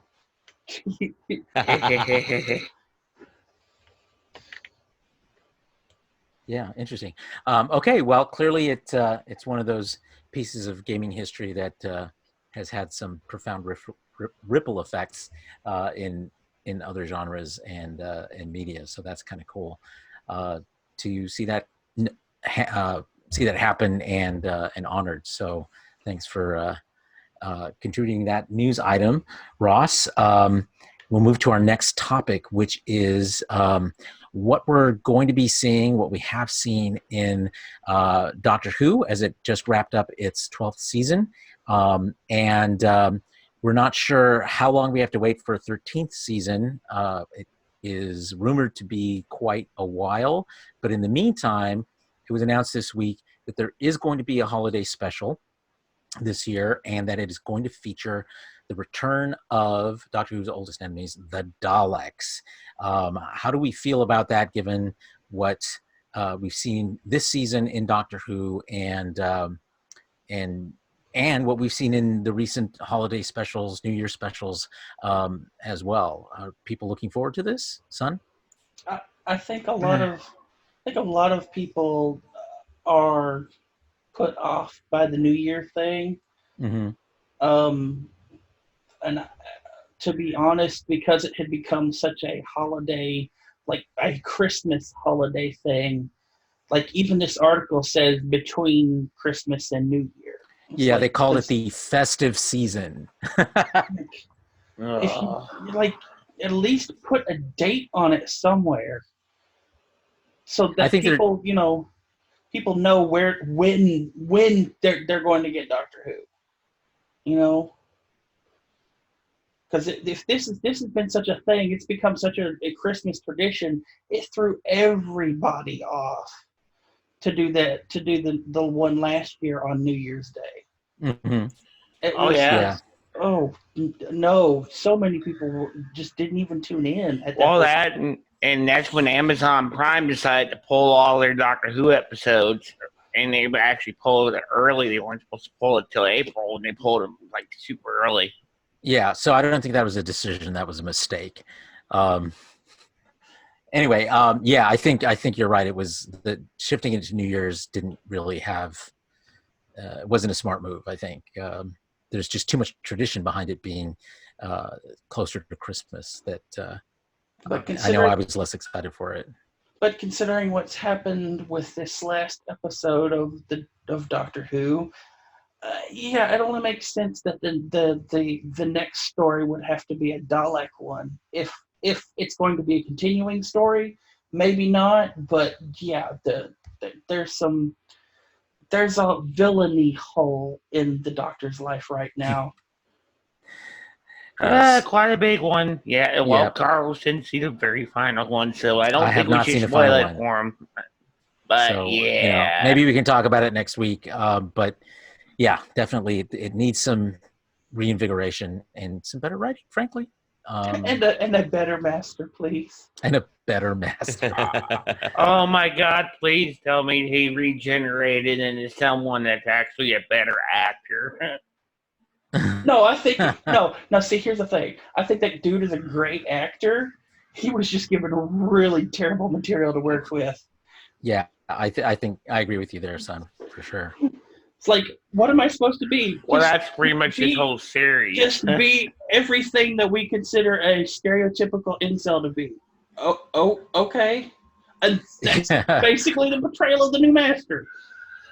Yeah, there's many problems with this series. I hope next season or next series is better. They better do something, because if not, they're going to put off a lot of people.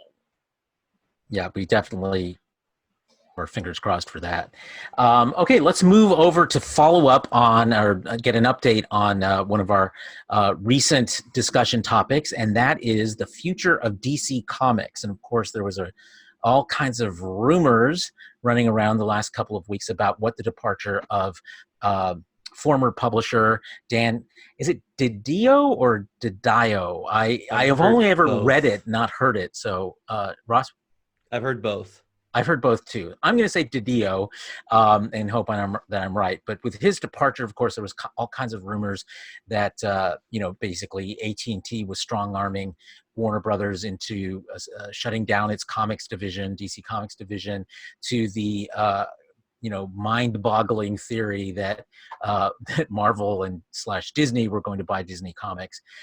So comes the news finally, some kind of official addressing of the topic and the future from DC's now sole publisher, Jim Lee, who says that Didio is not going to be replaced. So that means Jim Lee is essentially the sole publisher at this point. And he basically poo-pooed the whole idea that DC Comics is going anywhere. And in his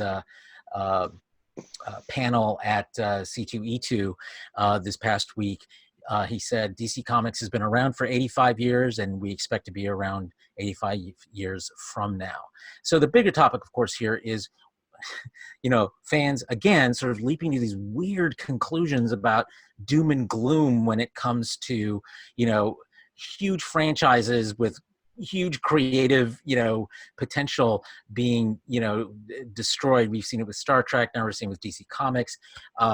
Ross, I know you have some thoughts about this. You want to weigh in? Well, it's interesting to see that what was a co-publisher position is now going to be a sole publisher position. Usually, high-end management like that sees voids being filled and not positions being eliminated. So that's an interesting thing to see. Now that to see Jim Lee take the center role at DC. And I really like what he said within the article, that we've been with Warner Brothers for decades. The actual strategy for DC is to put publishing at the center of what we do. It's the engine of all movies, TV, the cartoons that we do. And so it's my intent to go forward as the publisher, to lean into the collected years of my team. Collective years. So like you said last week, Carlos, the comic books are kind of the think tank for modern media. Yeah, R&D, as it were. Yeah, a lot of ideas get their start there. They germinate there. They evolve and experiment there because, relatively speaking, it's a much less expensive medium. Sure. Yeah, lower to take stakes. Risks in. It's a good prototyping area to see how things might go, and we've seen that a lot, not just from DC but from Marvel as well. Yeah, good point. Good point. Anyone else want to weigh in on the future of DC Comics? It's not going anywhere. Yeah, I think it's too much a part of the culture for someone to just let it slip away. Okay, let's move to an interesting development in porn, as we discover that virtual reality has progressed apparently far enough for virtual cam girls to have caught the attention and become very popular in the porn world. What does this portend about synthetic life, as it were? Ross, you want to start us off on this one? So I'll clarify for you. Project Melody is a virtual cam girl. She's not virtual reality, but the avatar, the body, and the surrounding that is projected via, in this case, YouTube, Chatterbait, and other sites is completely digital. There is a person behind the digital avatar who is doing the interactions, who's speaking, who is piloting or puppeteering the avatar, but she is and has been the #1 model on Chatterbait for about a week now since she debuted, and her more tame stuff on YouTube has almost got her qualified for the silver plaque from YouTube. Wow. So do you think this is just novelty, or do you see some staying power? porn-wise, which is of course very important in porn. Well, novelty, yes. There's a certain novelty to it, to be Wait, sure. is Carlos asking if she has stamina? Yeah, that's basically what I was saying. Well, the idea of virtual personalities have been around for a while. Sure. The Vocaloids, for example, they are digital divas who have been around Japan for quite a while. Hatsune Miku is one of the most popular ones, and she's been around for well over a decade at this point, I think. And virtual YouTubers who do similar things but are YouTube personalities. They have been gaining popularity for a long time. So seeing this natural evolution from pop star to YouTuber to cam model is a pretty logical progression. And as this technology becomes more available to more people, I think we're going to see it gain its own niche within media. So, But- Go ahead, son. Sorry. the article goes on to say, or some of the other articles that I've seen about this go on to say that a whole bunch of the quote unquote real women that are facing this Competition. this competition, they're all doomed. Indeed. No one wants to be replaced with a robot. Technically, this isn't a robot, but you know what I mean. Yeah. Yeah, it is very interesting. At one level, I think because it's new, that explains sort of the out of the gate kind of popularity of it. But on the other hand, porn is well known as sort of the avant-garde of technology. So a lot of porn companies test out new technology, and that's where it sort of catches fire before it hits the mainstream. And we may be seeing something similar from this. So are you saying porn is the mother of all invention? It's one of them. Yes. You've heard the Yes. song, right? The internet is for porn. Porn. The internet is for porn. Yes, I do. I do know that song. I wish I remembered more of it because I would have kept going. I actually took a look at her page when I first read the article, and she had over 15,000 people watching. Yeah, that's crazy. Wow. Okay, well, it'll be interesting to see where it goes from here. Ross, can we count on you on being our porn reporter as things progress? Sure. Thank you. Thanks for taking one for the team. Let's switch back into family-friendly viewing. Now that we've As been it were. demonetized. And the big news this week in Disneyland, as it were, not the theme park, but the world of Disney, Story. is news that Bob Iger, the current CEO of the Disney company, is planning on stepping down and turning over the reins to a new guy who's actually been around for quite a while. But the departure of Iger and the experience of his replacement has led a lot of folks to wonder what this portends for the future, specifically of Star Wars, but also in general, like Disney Plus and some of its broadcast initiatives through Hulu and so forth. And does the future look bright with an Igerless Disney? What do you think? I don't know too much about Bob Iger and what he contributed to Disney's overall atmosphere, as far as to say as to whether or not I think any major changes will be looming on the horizon. I mean, especially since the new CEO will still be answering to Iger for about a year. Mm-hmm. But I'm certainly curious as to what might happen. I'm not sure if we'll see too drastic of a change as far as the landscape is concerned, but I mean, like, my eyes are open, I guess. My ears open, whatever you want to say. Sure. the new CEO, Bob Chapek, comes out of the amusement park side of Walt Disney. He was running the Disney park side Hmm. about the same time that the SEC whistleblower complaints were launched. Hmm. Even though they were launched much later than the the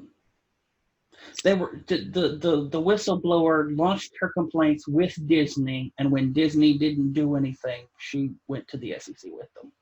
And essentially, Well, that took a couple of years, or that took Mhm. several years. then look forward to the new Disney movie where they hollow out a log and throw a character over a waterfall. But Iger himself, I mean, he's been CEO for a while. He's presided over these massive purchases of stuff. Yep. Marvel, Star Wars, Pixar. Yeah. Them buying out all of Pixar. Disney has been gobbling up stuff left and right, Mhm. and one has to wonder if it is actually starting to burn. Well, one of the things that's interesting about how deeply his fingers were put into the various parts of the Disney media universe, particularly with regard to like Lucasfilm and Star Wars, was his decision to basically, put a halt on, too many Star Wars related movies all at one time, and shifting creatively and in terms of production to television, and really saying for the next bit of time, Star Wars is going to be a TV property for the largest part. Something we've seen happen with Star Trek as well, and that it formed the core of what we now know of as Disney Plus. That's where Star Wars has come to live for a while as they figure out what to do with the movies in the future. And of course, with his departure, we don't have someone with that kind of sensibility who takes command and says, okay, we're doing the wrong thing here. Let's do something else instead and look for what the real strength is that we've got in our, whichever franchise. But there's also the counter argument that as he comes from the world of the amusement parks where, people literally vote with their feet and their money at these amusement parks. And so if he's used to looking to public feedback quickly to inform decisions, he might actually, do the same kind of thing. Do you think that holds water, that theory? It's also known as something of a cheapskate. If you've been to Disney World, you've definitely seen that. Yeah, it's possible, but it's also rather blatant that this guy that Chapek is a penny pincher. Mm-hmm. That's actually part of the SEC complaint, whistleblowing complaints, is that they were cooking the books, as it were, on the gift cards they were giving out to guest attendees at their hotels. Mm-hmm. And not only that, you have the recent incidents of, the monorail.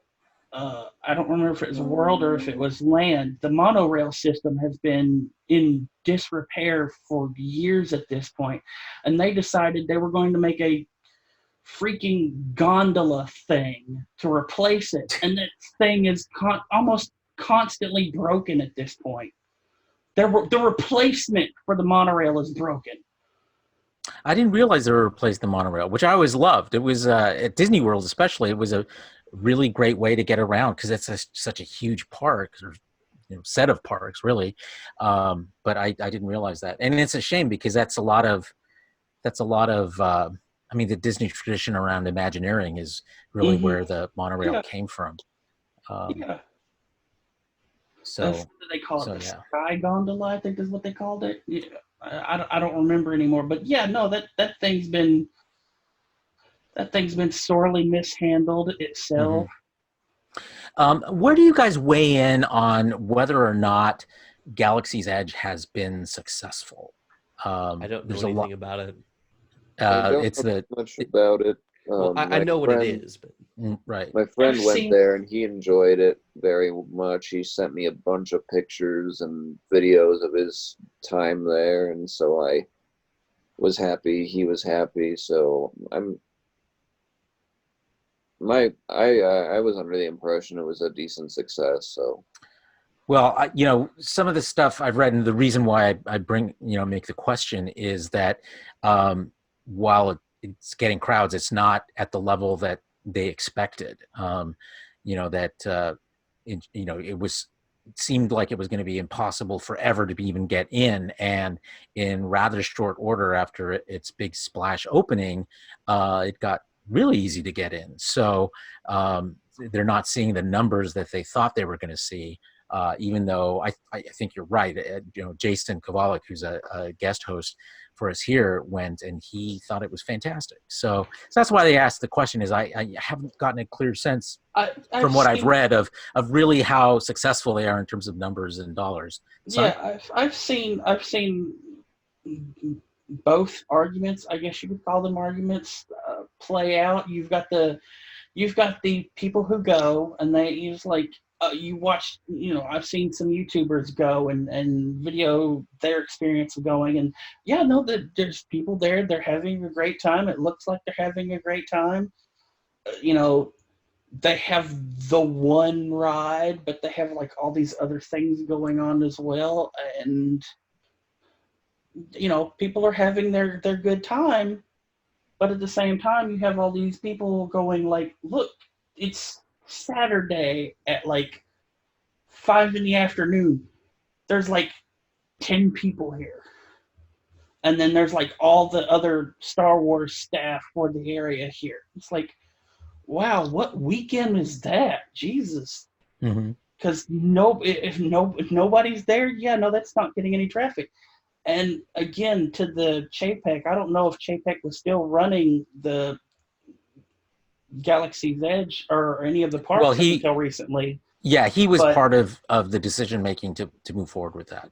But they, if I'm not mistaken, they just opened the second ride at Disneyland, and that thing's almost constantly under its own maintenance for breaking down.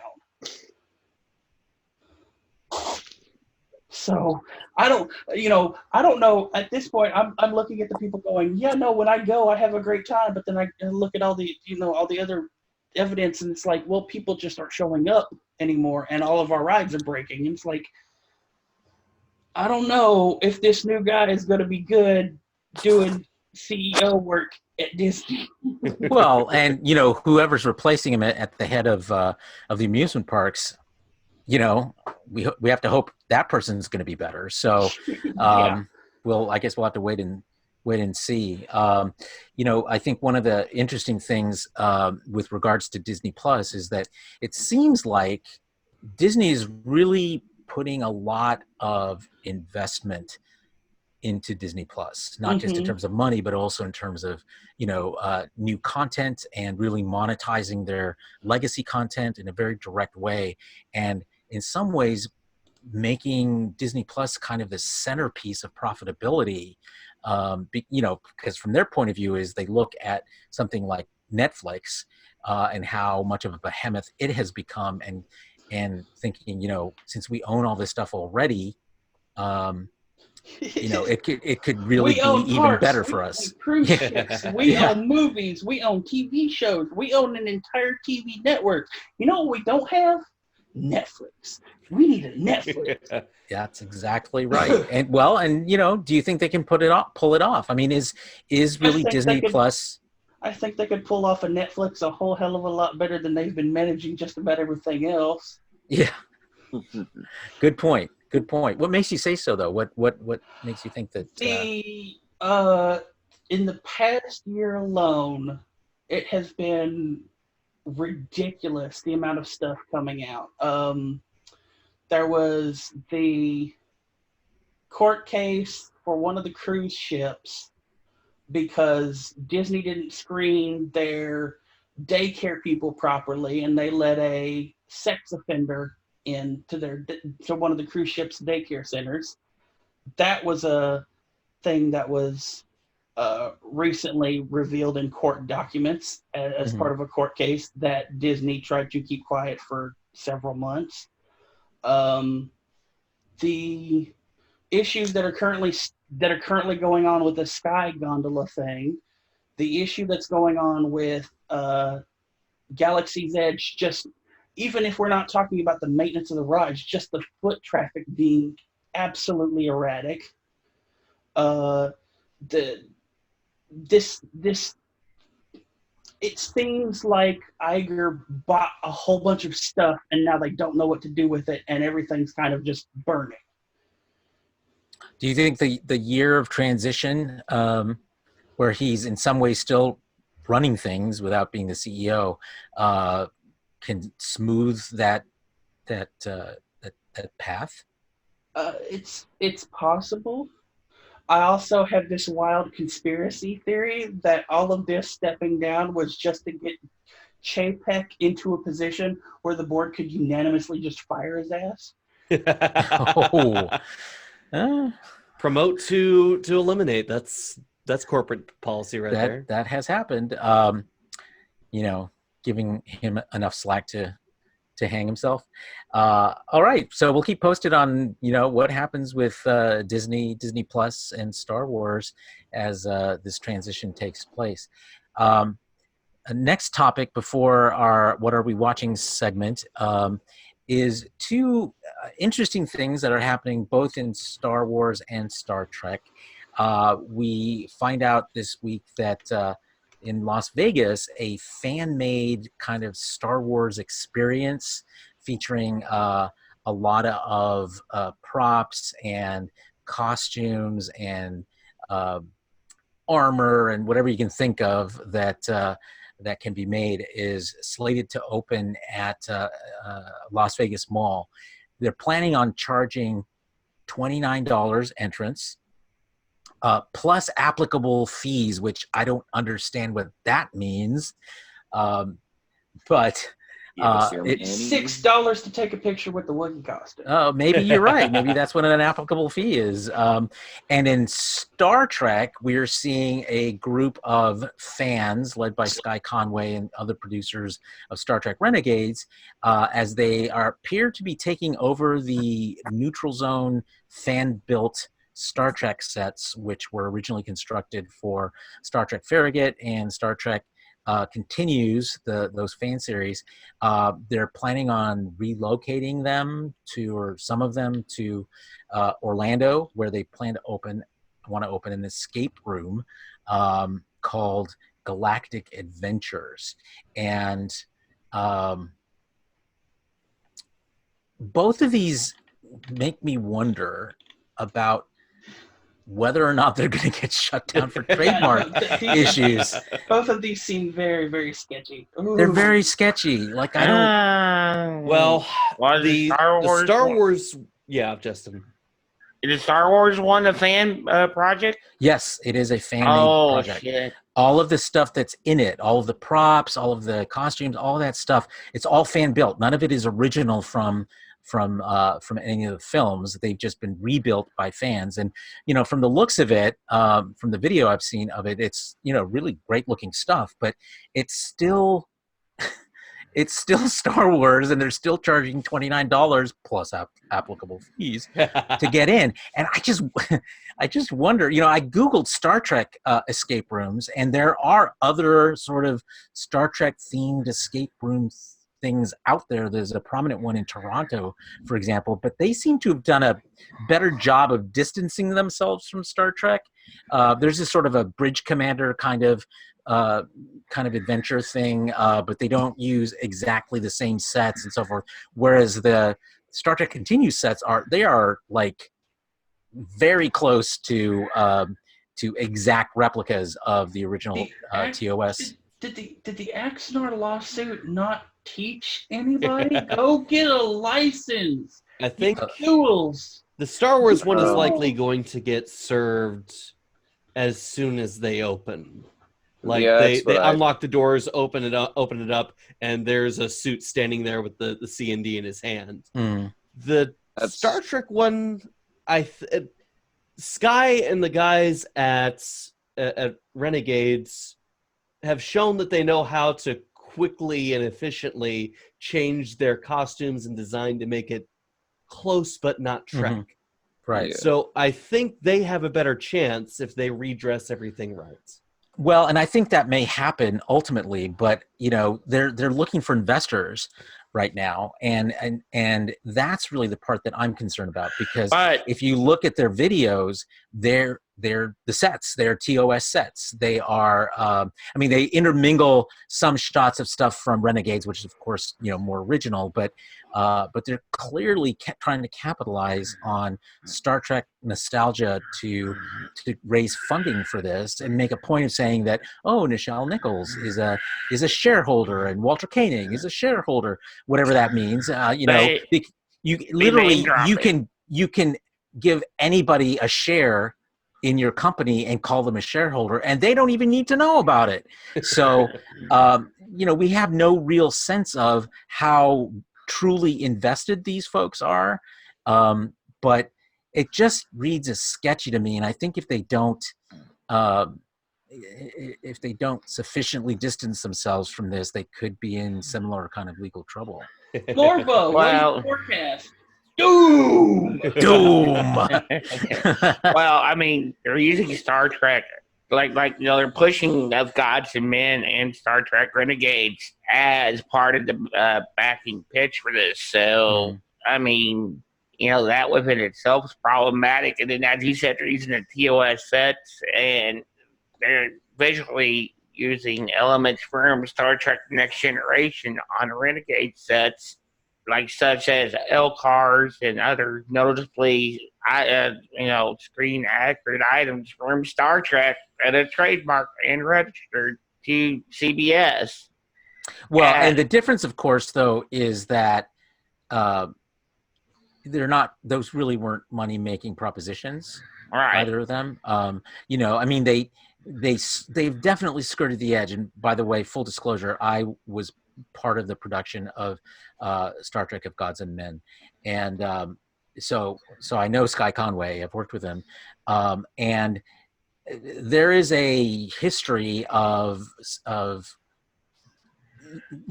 working at the edges of what's actually proper from a legal standpoint there, and they've been slapped a few times by CBS around that, both Gods and Men, which was trying to sell its DVDs to people. I remember that. Yeah, and then of course Renegades, which was trying to do the same thing, raised $750,000. They've tried every which way they can to monetize Star Trek for their own gain, and I just think this is the latest version of it. They may still go ahead with this thing and then ultimately distance themselves like they did with the last episode of Renegades, but at that point, I mean, I don't know how successful you thought that last installment of Renegades was, but not being Star Trek, I don't think helped it in any way. It was, Well, I think there's also some other possible legal ramifications, maybe, because they're using characters and character likenesses as well, Tim Russ and Robert Beltran using their characters, Tuvok and Chakotay in some of this stuff as well. So, that could be a direct implication, but it also, I know CBS wouldn't go that far, but there's that whole thing from the litigation of Axanar where CBS was like, you know what? If you've been in Star Trek, you can't be in fan productions. Yeah. Or you're not coming back. Well, So, I mean, one has to wonder about the ramifications of that if that is used without your knowledge. well, see, I was actually told by someone that knows Tim Russ, and they're going to try to confirm this. And if I hear it, I will gladly pass it on that they're not sure that Tim knew about this because he has distanced himself from the Renegades project since everything went down. Yeah. So, he's probably oblivious to this, as is Robert Beltran. He really doesn't have much of a media presence, so he probably has no idea this is going on. And Sky Conway is known for this. Yeah, it's a very tricky, and I've seen Sky Conway do similar things where he, and what he does is if someone complains, he pulls that shot out of it, but it doesn't change the overall project. So, I just haven't seen a lot in their proposal that says to me that everyone's on board. They claim, are trying to portray as being on board. I think as far as I can tell, they're not getting the investment that they want. So, Well, I mean, so the this app may that never they're happen. using, has a minimal of $100 buy-in, and people are, ever since Axinar, some people are a little bit, sketchy about this Exactly. stuff, and they're not going to. Exactly. I mean, unless you're a die-core Axinar fan, you're not going to get the money. I mean, there's other production that's struggle for every nickel and dime they get now, and I mean, it's just not going to happen for them. And you gotta wonder what Vic thinks of all this because he gave these sets to Ray, sold them to Ray, and the hope that they would be preserved for people to use them on, and not for this. Well, they claim that they're still going to be available for fan films, or at least Well, some of the how are sets they are. going? How they're going to be able to do that? They have to alter them. Well, they're going to replicate them, basically. I'm not sure. From what I've read, it's really hard to get a handle on what the logistics of this are going to be. Like, are they moving the sets to Orlando? All of them? Some of them? Are they, rebuilding them? Are they building new ones? I've heard some concerns about the fact that, escape rooms are notorious for, suffering damage and such, and have commensurately high insurance costs. And that, when you have something as potentially, technical and, these. Well, Casey Starkey, our one of our guest hosts for Super Geeks, who used to work on Continues, he even said those sets are no way set up for that type of stuff. Right. They're just not, they're not built to be that sturdy, No. Because they have to filming. be easily torn down and moved around, and the way movie sets are. Yeah. So it's not as simple as, oh, we'll just move the sets and that's how we'll make money off of them. It's going to be, I think, a much dicier challenge than they may be aware of. Here's the thing, though. Look at everything Alec Peters has gotten away with lately. I mean, we don't know that he's gotten away with it.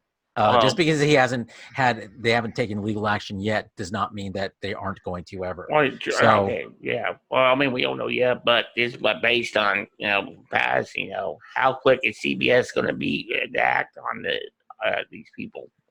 CBS never acts quickly when it comes to taking legal action. They bide their time. They let their targets, if you want to think of them that way, gather as much rope as they can to hang themselves, so that when they do take action, there's a very solid case. That's my personal theory about what's happening with Axinar at this point.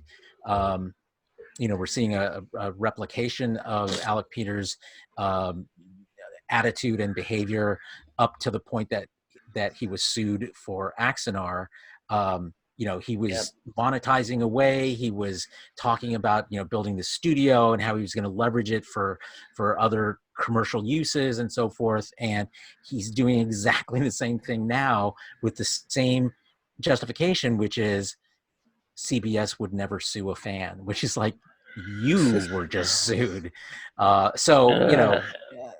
I wouldn't read too much into the fact that CBS hasn't taken action yet until. I think, if they do anything, I think they're just going to wait until he, like you said, gives himself enough rope to hang him on. Because if they act too soon, they risk turning him into a martyr. I think they actually probably don't care that much about that. They probably care more about just trying to, they care more about letting him hang himself. Yeah. and he does a good job of that. um, so I think that's what they're letting happen, because they can't actually sue him again. They have to take him to arbitration under the terms of the settlement. And the way arbitration works, the more evidence that you have that you can present quickly, the more quickly an arbitrator is going to make a decision. And I think they're just letting him pile all this stuff up, and when the time comes to take him to arbitration, it'll be quick. Let's hope, because sitting back and watching this is getting pathetic at this point. Well, we'll keep our eyes on the sketchiness of these two projects in Las Vegas and Orlando, and keep you all posted. Let's go ahead and wrap up the show with our final segment, which is, what are we watching? What have we been watching this week? Son, how about if you start us off this time? So I've been doing my majority of listening more than watching. If you have played Skyrim, you may know of a modding community called Beyond Skyrim. They not too long ago released an expansion, a DLC expansion sized chunk of a mod called Beyond Skyrim Bruma. And since then, they've gone into the production of creating more and more of the Elder Scrolls world within Skyrim. And included in this has been music as well. And the Beyond Skyrim YouTube channel released 2 hours and 23 minutes of music from various new collections of mods that they've been creating as a kind of chill out music. And it amazes me that the modding community can be better at making music than Bethesda. It truly is truly some beautiful music. I've sat and listened to it constantly. I have heard some of it too, and I think you're right. Some of it is really haunting too, in a good way, obviously. Travis, how about you? What have you been listening to? Or were you done, son? I'm sorry. The other thing is the Game Grumps this week released a video that is actually a music video, because half of the Game Grumps, Dan, I think Adavan is his name, did the vocals for a song called Magnum Bullets, and they were allowed to post the music video on the Game Grumps channel, and that music video plays up to this joke that's been going on in the Game Grumps that Dan is secretly a furry because the main and protagonist of this character is a wolf guy. So give that a listen, give that a watch. That is it, and it is the art style is that 80s kind of synth punk future, almost cyberpunk kind of thing. And it is beautiful, and the song itself is actually also just as haunting as some of the stuff from Beyond Skyrim, just with a lot more vocals. All right. Travis, what have you been watching this week? A lot of stuff again. Tell us about your list that you're publishing on the Star Trek Facebook group, because I think that's an interesting project you've been doing. I am dedicating March to counting down the top 30 Star Trek themed commercials. These are things that are these are ads that have been broadcast over the television in real life or through the internet in real life. These are not in-universe commercials. These are not like episode promos or anything like that. These are services, products, goods that are advertised to the viewer with a dash of Star Trek theme. So I'm watching 30 of those, and they're very goofy or wacky and all kinds of. They're kind of surreal. The one that you started off with, which was an ad for National Power in the UK, featuring, of course, Scotty saying, "Captain, I have another power." And one of the only times we ever hear Scotty beam me up. That's right. We have gotten up to episode 7 in Breaking Bad season 2, so we're going full speed ahead there. Are you gonna switch over to Better Call Saul when you're done with Breaking Bad? I have no idea yet. I have Okay. so much on my list right now. I of I course know it's hard to keep up on everything. watched the second episode of Clone Wars, which got a thumbs up for me. I'm currently trying to finish a review on that for the page, and I watched, for no reason whatsoever, I watched Treasure Planet. Oh, I like Treasure Planet. Yes. I love that Treasure movie. Planet. I'll probably be Yes. writing a little review of that. Man. Yeah, I think it's one of the most underrated animated features ever. That and Titan A.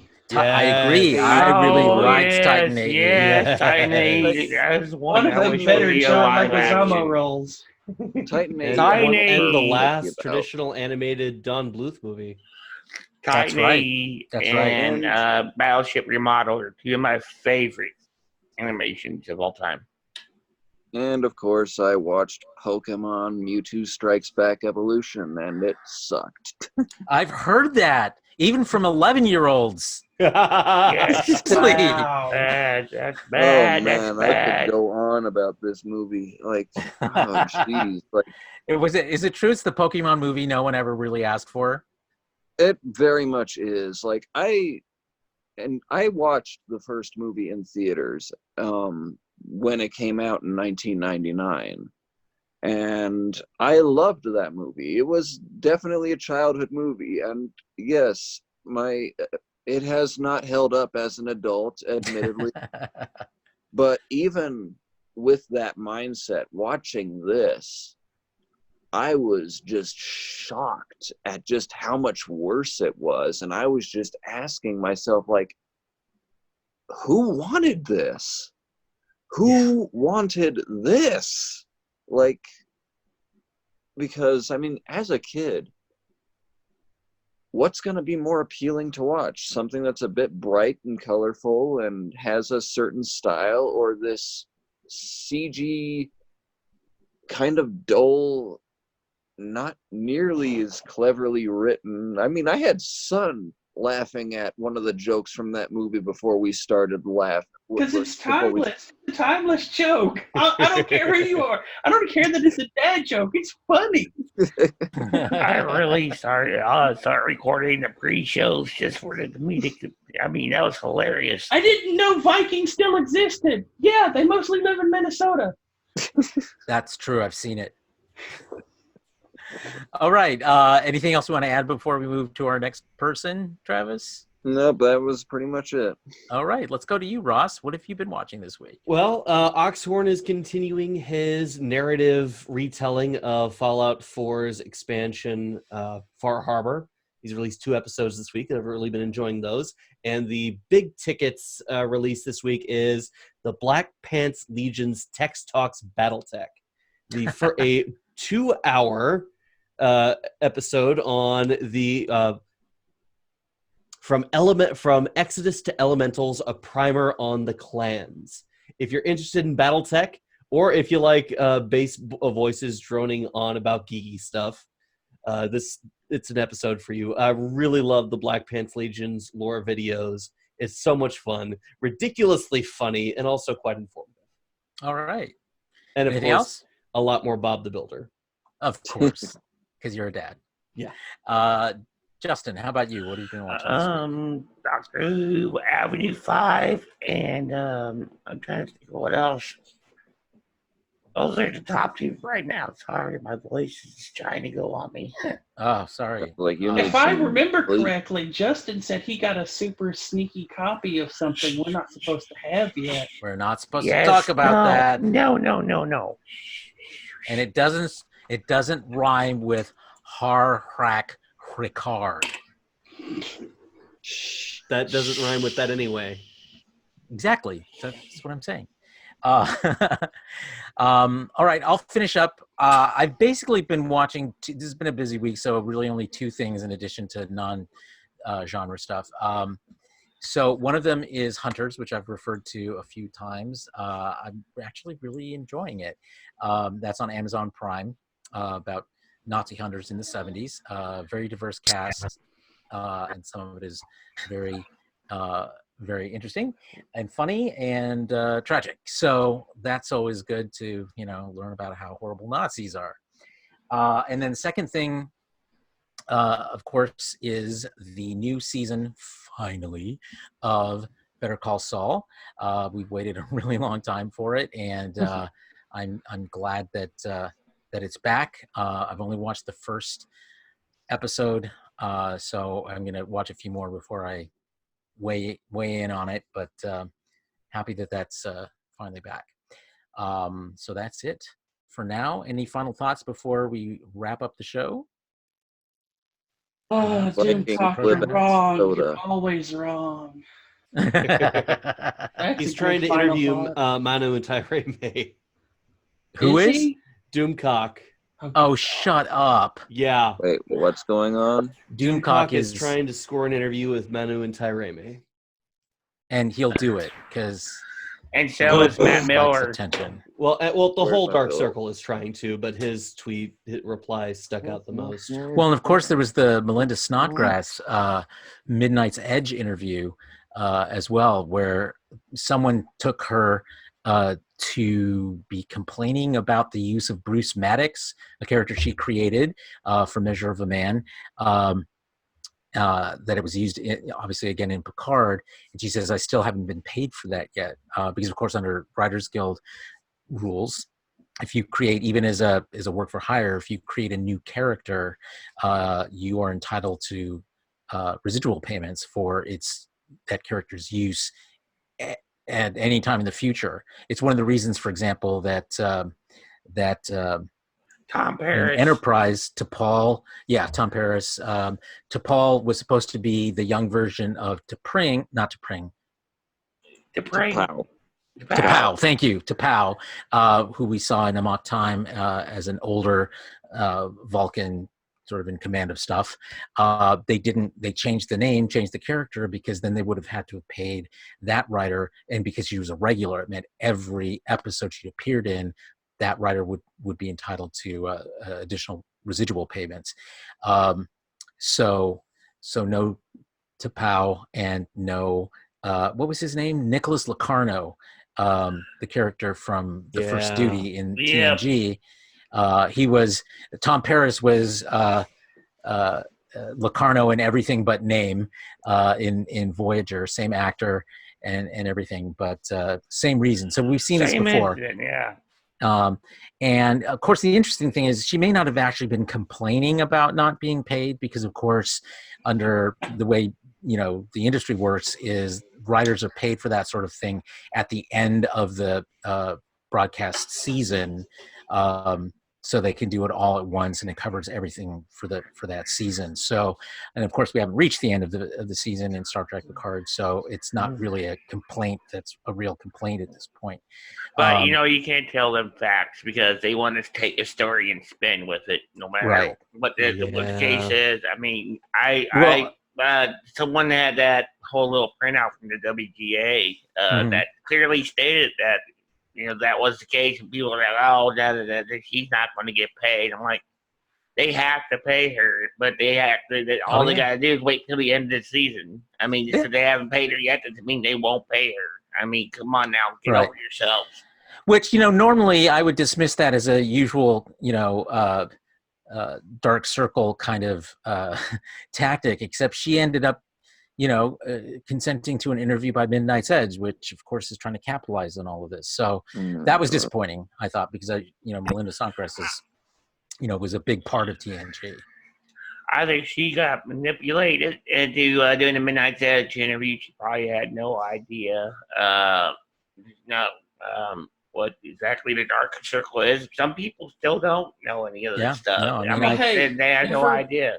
Never underestimate the capacity for being tricked into doing something. I mean, look at Kate Mulgrew. Kate Mulgrew was tricked into doing that one thing with the world is only like 7,000 years old. Oh yeah, that weird thing. Yeah, I forget what that was exactly, but yeah, it was bizarre. And once upon a time, we were less discerning about sources from the Dark Circle. Indeed. But Yep. yeah, We've I fallen still, for it at least once or twice. yeah, Yep, sure have. very true. They pump out a lot of that shit.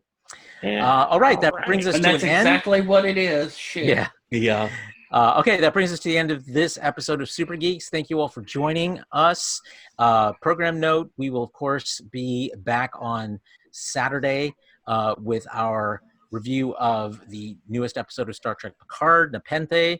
I believe it is the episode where we're going to see, at long last, Will Riker and Deanna Troy, in addition to other Yippee. exciting things. So tune in for that. We recorded on Friday night and try to release it on Saturday. And of course, next week we will be back for this podcast as well. So join us that. You can of course follow us on the Real Super Geeks Facebook group. And if you're watching us on YouTube, please like and subscribe so you know when these episodes are always posted. That wraps it up for this week. Thank you very much. Broadcasted Thanks. live.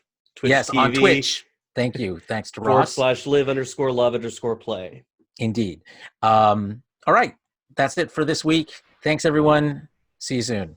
Bye. Black alert. We're clear.